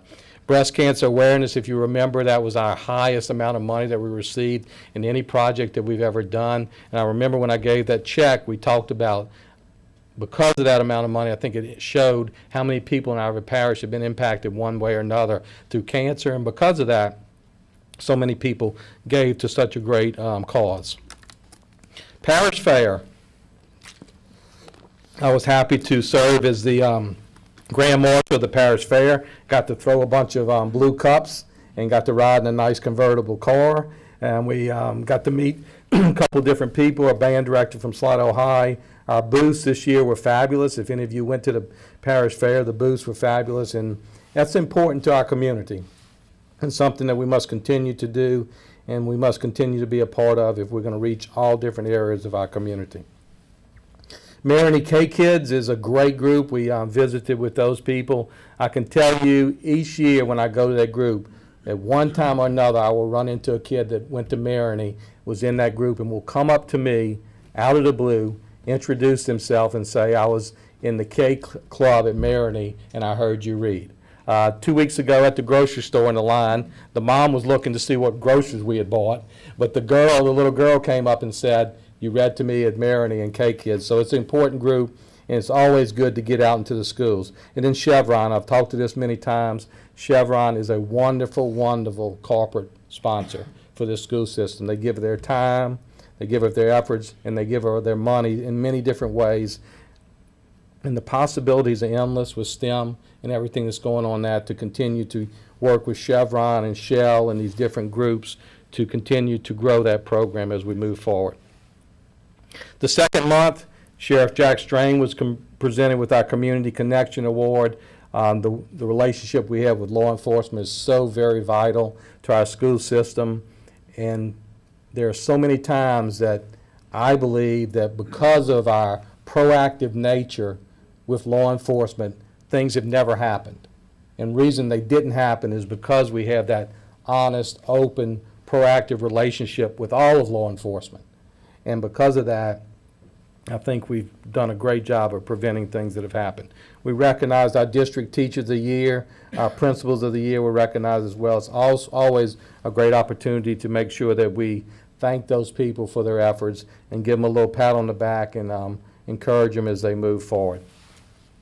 Had the opportunity to go to Greensville, South Carolina as part of the NUFSED conference. I gave a presentation there as well. This NUFSED organization is one, as Mr. Womack and others remind me, is a really good organization for our school system, and one that I think shares many of the same challenges we have, many of the same success stories, and it's a group that I've really enjoyed learning from and was happy to be nominated and accepted to be on their executive committee for the next 2 years, and look forward to working with them and sharing the good news of our school system and learning from other school systems that are much like us of the good things that they have going on and bringing some of those back to St. Tammany Parish as well.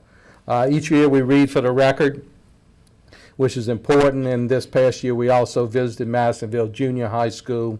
They have a great program going on with what they call their Eagles Dads Club, and I was able to meet these gentlemen. These are men that come and do many different things at the school. Dwayne Kern and his group do a great job with them, and I was happy to be the speaker at one of their night meetings. The Bell Tower at Covington High School, Mr. Luke, Mr. Harrell, Mr. Derman, many different people. I know Ms. Heinz was involved as well, gave much of their time and talents for that. And the Centennial Plaza there, if you've driven by it, it's beautiful. It looks even better at night with the lights on. It's just another outreach into our community. Then we participated in the Men Who Cook event. I was smart enough to get the best chef around and get Pat Gallagher to cook the food, and we had a long line, and we gave away a lot of good food, and we raised a lot of money for Hope House, which is a house for abused children to go work with law enforcement and make sure their story is told. So I was really happy to do that. It was for a great cause, and we raised a lot of money and did a good thing for the Men Who Cook organization. Red Ribbon Week is always important. It has changed throughout the years, but it's always important that we continue to participate that. I think this is one of the organizations that as they grow and change, Pride, we're going to need to grow and change with them to make sure that we get that message out as well. Middle school Special Olympics were held. Lakeshore High School, like I've told you many times before, it's one of the great days when you go to these Special Olympics and you see all these different students working together and competing and having fun. The leadership visits are so very important to our school system. These different groups, whether it be the West Chamber, the East Chamber, whether it be North Shore Leadership, all those different groups get to come, hear about our school system, see the technology we have in place. That's one of the things that they, every time when it's over with, that they continue to come back to me and are amazed with the technology that we have in our schools. You know, we kind of take it for granted because we do it every day, but for these people that haven't been in our schools, they see that technology and they're extremely impressed with that. It's one of the best things we do, or allowing these organizations to come in and then get assigned out to our schools, walk our halls, see our kids, see our teachers, see our facilities, and they spread the good news of what we have going on. Our next Community Connections Award was Willie Peretti. If you know Ms. Peretti, she's done many good things in our parish for many different organizations, and it was well received, that honor for her as well. The Star Academy is our teaching academy where we help people in our own system grow our own and make sure that we have a good base of high school students that want to be teachers as they go to college and do other things. Program is very well received, has great teacher leaders at each school, and it's something that we bring in and do this conference, and I always enjoy speaking to this group of high school students that are excited about becoming teachers one day.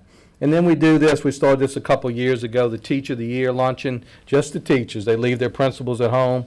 The only people there are us, the teachers, and you guys as school board members. We call each teacher out from each school. We give them a little T-shirt, a bag of goodies. We put their PowerPoint slide up there, and we tell a little bit about what they've accomplished. Very, very inexpensive thing to do, but something that's very important to our teachers that we receive much good feedback from as well. We honor our veterans every year. Very important that we continue to do that. And then we do our Lead Academy where we have prospective administrators, people that are thinking about being administrators one day, get a year-long crash course with us of everything that goes on. 1 month it might be HR, 1 month it might be business affairs, 1 month is my office.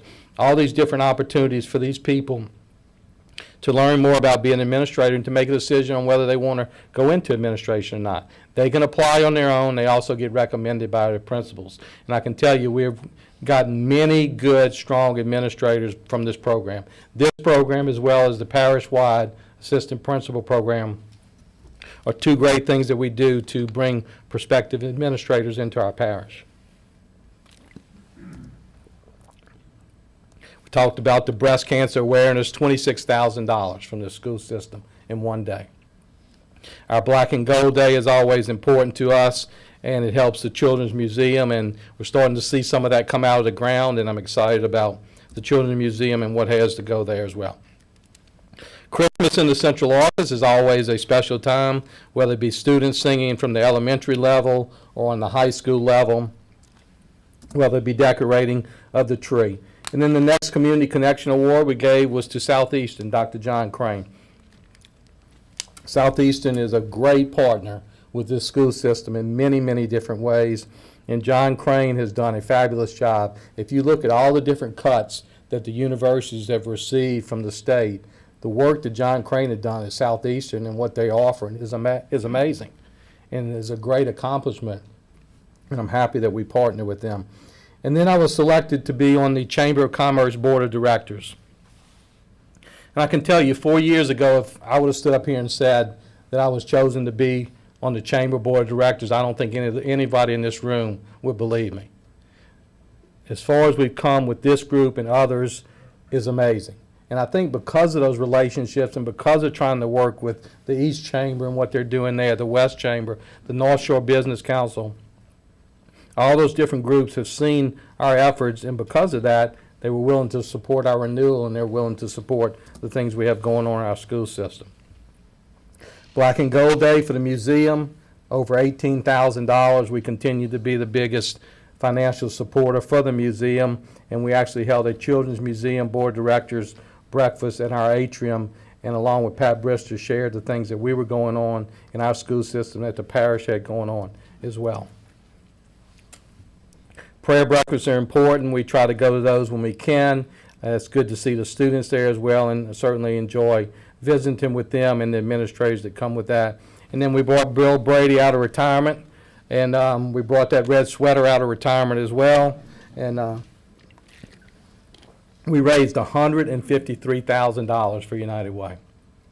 By far the biggest contributor in St. Tammany Parish. And then we had our winter weather. You know, if any of you heard my speech at graduation, the best applause I got was when I talked about the 3 snow days that they all got.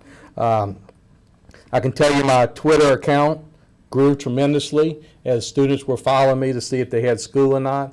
The funny thing was, usually every day when we were trying to make a decision around 3:30 or 4 in the afternoon, the students were very polite and nice, and they would be texting me or tweeting me, "Mr. Foltz, we know you're such a reasonable, common sense guy, and we know you'll call off school."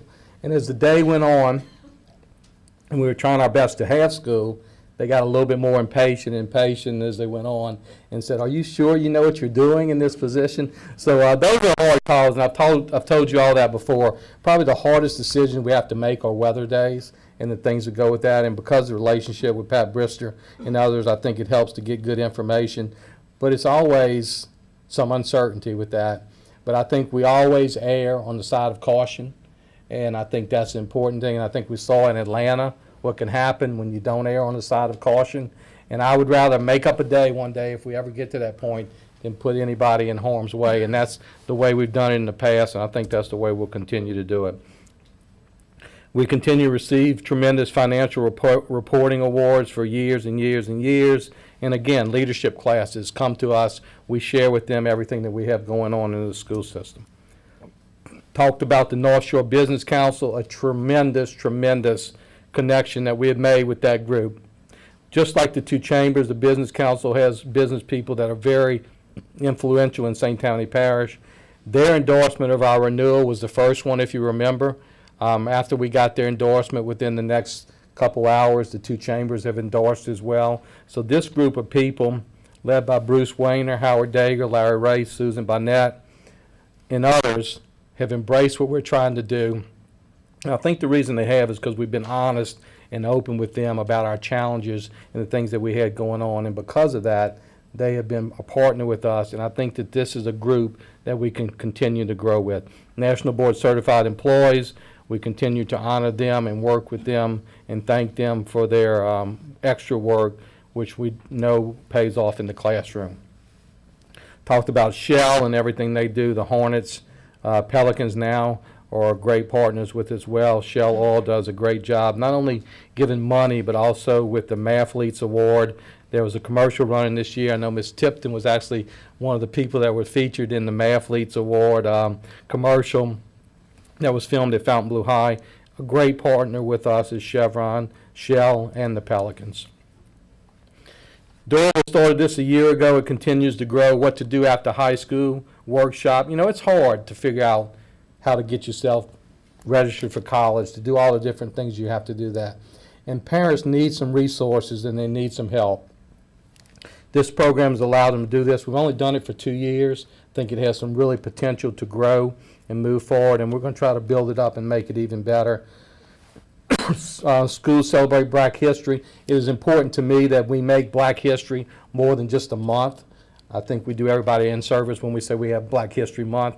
We talked about cultural competency. We talked about recognizing the achievements of people that come before us, and Black history is something that's important to our students and to our school system, and something that we continue to work on to make sure that we do our best job possible in presenting that as part of our history. We celebrate the carnival season, and we have the best spot around here at the central office. We can walk right to the street and run into cheerleaders and other pep bands and others that go along with this. I'll tell you, the cute little girl in the picture is Cheryl Araby's granddaughter in the top picture there that stopped and gave us some beads and throws and things like that. And William Pitcher's band was in it. And we also got to see Salmon High School's band as well. Selecti, you know, we have a great working relationship with Selecti. I am part of their superintendent's leadership network. It is a group that we really benefit from. And for the third year in a row, instead of us spending our money and sending our people to travel, we've had Selecti come to us. And because we've been the host facility, we've received discounts, and we're allowed to bring more people than we have before. And we want to continue to grow that as well. Ambassadors Council was the next group that worked with us and received our Community Connections Award as well. This is a group that we continue to work with, that we want to learn more about what they think about our school system, what they can tell us to do to help us in the community as we move forward. We held our elementary fitness meet. You got to meet all those people not too long ago that were the winners with that as well. And then the junior high school and the senior high school Special Olympics. And take a look at that top left-hand picture. I'm going to come back to that in a minute, but that was a picture taken at Fontainebleau High School with the Special Olympics. And I want to share a story with you in just a little while. We'll come back to that. We did this social media letter. If you remember, you know, social media is one of the things where we continue to combat each and every day in our school system. People taking things in social media, reading them on different things on the internet, and taking them for the truth no matter what without checking the sources. And then they just take on a life of their own. With that in mind, we put together a letter, and I asked each one of the law enforcement agencies to sign the letter with me, and we sent it home to each parent. We also did a robocall to each parent saying, if you didn't get the letter, here it is on the website. And including that was the video that we put out that talked about social media. I can tell you this letter has been copied and shared with school systems across this country. Whether it be Selecti, whether it be NUFSED, whether it be our regional superintendents around here, all those different people that I shared this letter with asked for copies of it, and have taken parts of that, made it their own, and shared it with this thing. Social media and the problems that come with that is not a St. Tammany school system problem alone. It is a growing problem across this country, and it's something that we're going to focus on again next year, and hopefully we can get people to a place where they'll pick up the phone and ask for information from us before they put something on the internet that might not be true, and they can cause some hysteria as they move forward. We were recognized by the school Children's Museum for our hard work and our dedication to them and the monies that we received to them. Then we made a donation to Stark. Stark is a great organization. We had Diane Baham here. We gave $19,000 to them and the special needs students. Actually, Sharon Hosh and I tomorrow morning are going to a recognition program with them and thanking us for what we did for them and supporting their wonderful organization. Then we gave our next Community Connection Award to the two chambers. Talked about everything they've meant to us and how they've helped us, and I think we've helped them as well. And then we spoke on a Saturday morning to the North Shore Greeks Education Summit. I think that's the third or fourth year that we spoke to this group of very influential African American educators, and it gives us opportunity to share with them everything we have going on in our school system and to hear from them some things that they would like us to do as well. We continue to work with our legislative delegation. We'll tell you, and we're going to maybe in a future meeting do some things with this, but we have had members of our delegation that have been very helpful this year. And they've asked for our input. They've asked for our suggestions. We've given it to them.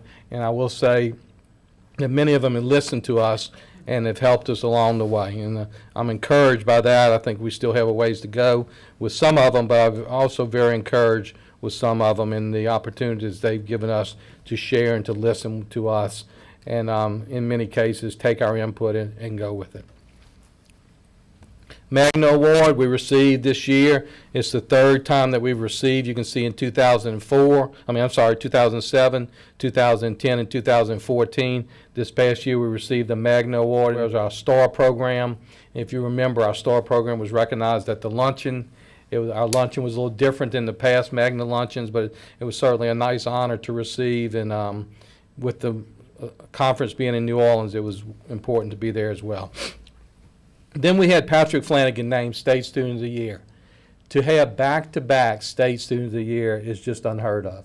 If you remember, a year ago we had, from Pearl River High School, we had a student that was named Student of the Year for the entire state. So we knew going to Baton Rouge there was no way we were going to win 2 years in a row. We were going to go, we were going to support Patrick and come home. And when I got there, Meredith told me we won. And I said, no way. And she said, yeah, well, you know, we're going to win. So when they announced Patrick's name, we were all very, very happy. And I think it just shows what amazing young man Patrick is. So it's almost like he was just too good that they could not give him the award, even if it was back-to-back. So I'm certainly proud of him. You got to see him speak tonight when we were eating before the meeting. We looked on Channel 11, the Access Channel, Channel 10, the government channel, and he was at the council meeting presenting an award to somebody else. So I think Patrick is one we'll see around for a while. And then we did our Support Employees of the Year, our Students of the Year, and our Substitute of the Year were also recognized at a meeting towards the end of this year at Brooks. Covington High School, we had their powerlifting team that were here the other day. They won not only the state, but the national championship in powerlifting. And those guys look great. They were all dressed up in their nice shirt and ties, and they were great representatives of our school system. Salmon High School defended their state championship in girls basketball, and if you look at their team, they lost some good players, but they certainly have a bunch of good players coming back as well. And it's a great, great group of young ladies. Byron, myself, and Cheryl and Pete and others, Mr. Patuzak, other people were involved and helped them fundraise a little bit, and we were able to help them purchase their state championship rings, which will be presented to them, I think, this Thursday night. Tonight, will be presented to them tonight, and I know that's important to them, and it's a great group, and they have great community support as well. Then through the leadership with Beth Lane, we've done our Reach Out and Read expansion program.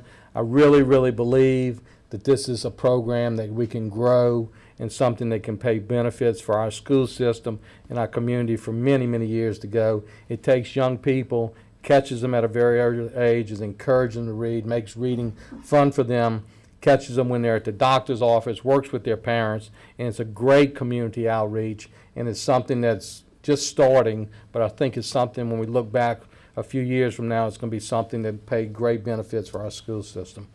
Volunteer reception, you remember that? I remember when Peggy Sharp made the comment that for each volunteer that was there that night, their principal had said that they were the go-to person at their school. And I remember seeing the look on their faces when Peggy said that and how they felt. And it just reminded me that it doesn't take a lot of money to make people feel appreciated. A good thank you, a pat on the back, and I tell this to principals all the time, whether it be the custodian, the para, everyone likes a pat on the back. And when I heard Peggy say that, and I saw the smile on their faces, it just reinforced that to us. And to have them there and to recognize them for what they do can only continue to grow and make them want to go back and do more for our school system and our kids, and that's certainly what it's all about. Then just the other day you got to hear John Wondergem from Folsom. He was amazing what he's done. Remember, he does the camp for the foster children. He made a donation of his kidney to somebody in his church that wasn't even a family member. And when you saw him spoke, you could see his passion. And I'm just thinking there, what better person would you want in your child's classroom than a guy like that and a role model like that? And then when all of you have met Mike Alford and the job he does at Abney, that school is a tremendous story of all the good things that are going on there. You know, we went and visited them the week before school was out. In a lot of places, the week before school's out, things are starting to wind down. What amazed me at Abney that day when we were there, with a week to school left, they were putting new artwork on the walls. The teachers were taking old things down and doing more things. They weren't packing it up and the year was over. They were putting out new artwork. They were proud of their student work. And if you've ever walked through Abney, you won't find a place where their administrators and teachers are more proud of their kids and more engaged in what those kids have going on. And it's a great success story. And it certainly addresses and speaks to the motto of every child, every day. Then just the last couple of weeks, we found out that Patrick Mackin, principal at Slidell Junior High, and Robin Day, who has been teaching, I think this is Robin's, what is it, Pete? 30th year in the school system, was named the state finalist for Principal of the Year and Robin for Teacher of the Year. There are 10 of those. So there are 9 other people who will be competing against Patrick for State Principal of the Year. 9 other teachers across the state will be competing against Robin for Teacher of the Year. So wouldn't it be great if we could have a Student of the Year and then follow up with a Principal of the Year or a Teacher of the Year? And we'll know more about that later on in the summer. And these 2 people are great examples of the many wonderful principals and teachers we have in our school system. Very happy to tell you that we continue to be number 1 in the state in ACT, which is also, of course, above the state average and the national average as well. Mr. Hennigan and I have had this discussion many times, and I will tell you, as we go around this parish, nothing resonates more with community people than an ACT score. It's what they know, it's what they're used to hearing, and when you talk to them about that, it's important to them. So we know it's important. We keep an emphasis on it. It's something we want to continue to work on. Our school performance score in our district store is still number 1 in the state with any systems over 25,000 students. The only systems that are ahead of us are much smaller systems, and we continue to work towards catching all those. But I tell our principals this all the time, and I know you guys have heard me say this many, many times before. Letter grades and test scores are extremely important to our school system. We will always give it the emphasis it deserves.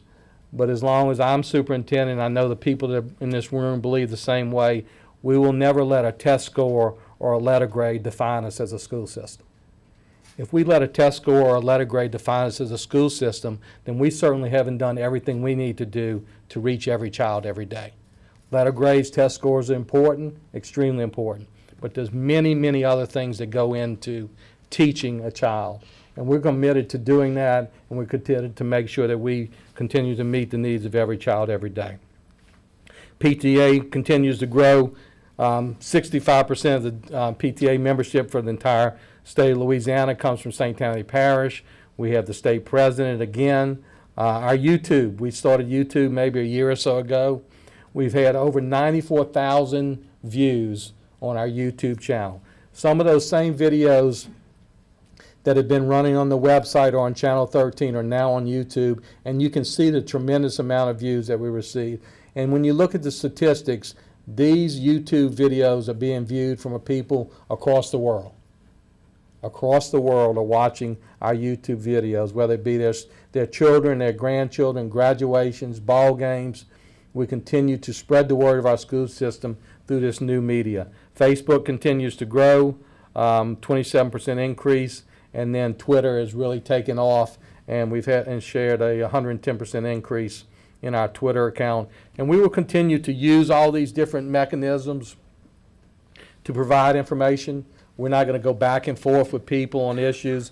We'll offer a phone call. We'll offer to talk to them in person. But we use Facebook and Twitter and YouTube as a way to share the information and get the word out of what's going on in our school system. Chevron, $1.5 million in grants to this school system. We have a STEM program in 12 schools. We're going to continue to grow that. And our STAR program, which we won our Magna Award on, has now reached over 300 businesses. So not only do the 300 businesses benefit, our employees benefit from getting that discount from those things. So it's certainly a win-win for us and something that makes that community connection. As a school system, we raised over $230,000 for different organizations. When we ask our people, our students to give, they certainly do. Children's Museum has received over $80,000 from the school system, and United Way is closing in on $2 million from the employees of this school system. A tremendous achievement and accomplishment, and something that says so much about our employees and everything that we do. And then the best week of the year, graduation week. Many of you attended all the different graduations, and I was telling a Kiwanis group the other day, if you ever feeling bad or worrying about the future of this country, go to a high school graduation. Listen to those kids' speeches. Listen to the ones that sing. Listen to them lead the prayers. Listen to them talk about the future. Listen to them challenging their classmates about what they should do.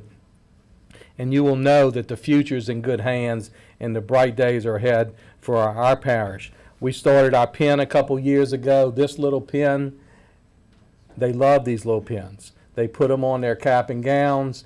They wear them to the different graduation ceremonies. And then I guarantee you that pen goes with many of these kids into their college dorm rooms, into their workplace, into their military opportunities. It's just a reminder to them that wherever they go, whatever they're doing, they're representing the St. Tammany Parish public system, and we're pulling for them, and we know that they'll do great things. This has been a great year, so I thank you all for that, and I thank you for the opportunity, Mr. Dermott and board members, to share with you our successes and things that we're proud of as we continue to try to do our best to meet the needs of every child every day. Thank you. Thank you, Mr. Foles.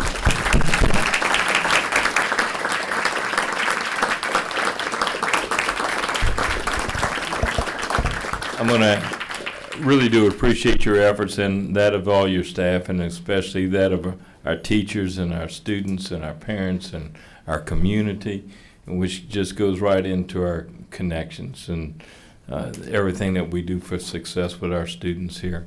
I'm sure some of the other board members, do y'all have any other comments for Mr. Foles? Ms. Seeley. Thank you for Mr. Foltz for this great review. And I do have something to say. Each year you have a great theme with the school system, and I keep thinking, okay, can it top the last year's? And I believe every year it's topped it. So I'm looking forward to seeing what you have We this are. We year. actually have one in the hopper that we're considering and tweaking right now as we go along, and I think it's going to, we've been trying to do a progression as we've grown it, and we'll be releasing that pretty soon. So we're excited about the possibilities that go with that as well. So thank you. Thank you. And Patty, thank you for sharing him and the rest of the family. And we do share something in common. Our anniversary, my wife's at home and I'm here at the meeting. So we do have to give up a little bit in order to achieve the success that this school system is known for. So we thank everybody for those efforts.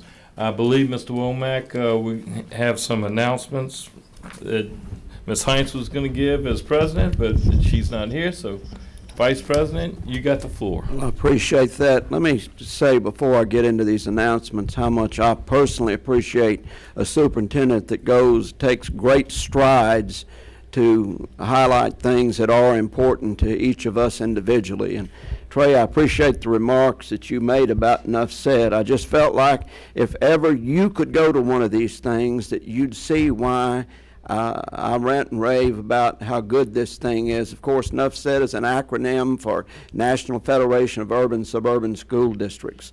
But my heart's desire is that each and every one of you all would get an opportunity to go to these things, because it's just so much more personalized, because it's not nearly as large a group. So I hope that each of you consider the next time we have one going, because I can promise you, you won't be disappointed.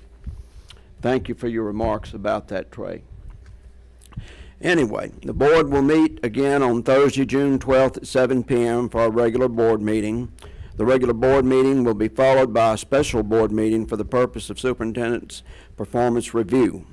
The meeting will be held in executive session. Packets containing the evaluation form are at your seats tonight. Please follow the instructions included in the packet on filling out the form and returning it to the board president. A special board meeting will be held on Thursday, June 19th at 6 p.m. for the purpose of conducting interviews for the position of supervisor of instruction. The meeting will be held in executive session. And if there's no other business to be brought before the board, I guess we're adjourned, huh, Michael? Well, yeah, I guess we're gonna be adjourned, Mr. Womack. So we're adjourned. Thank y'all.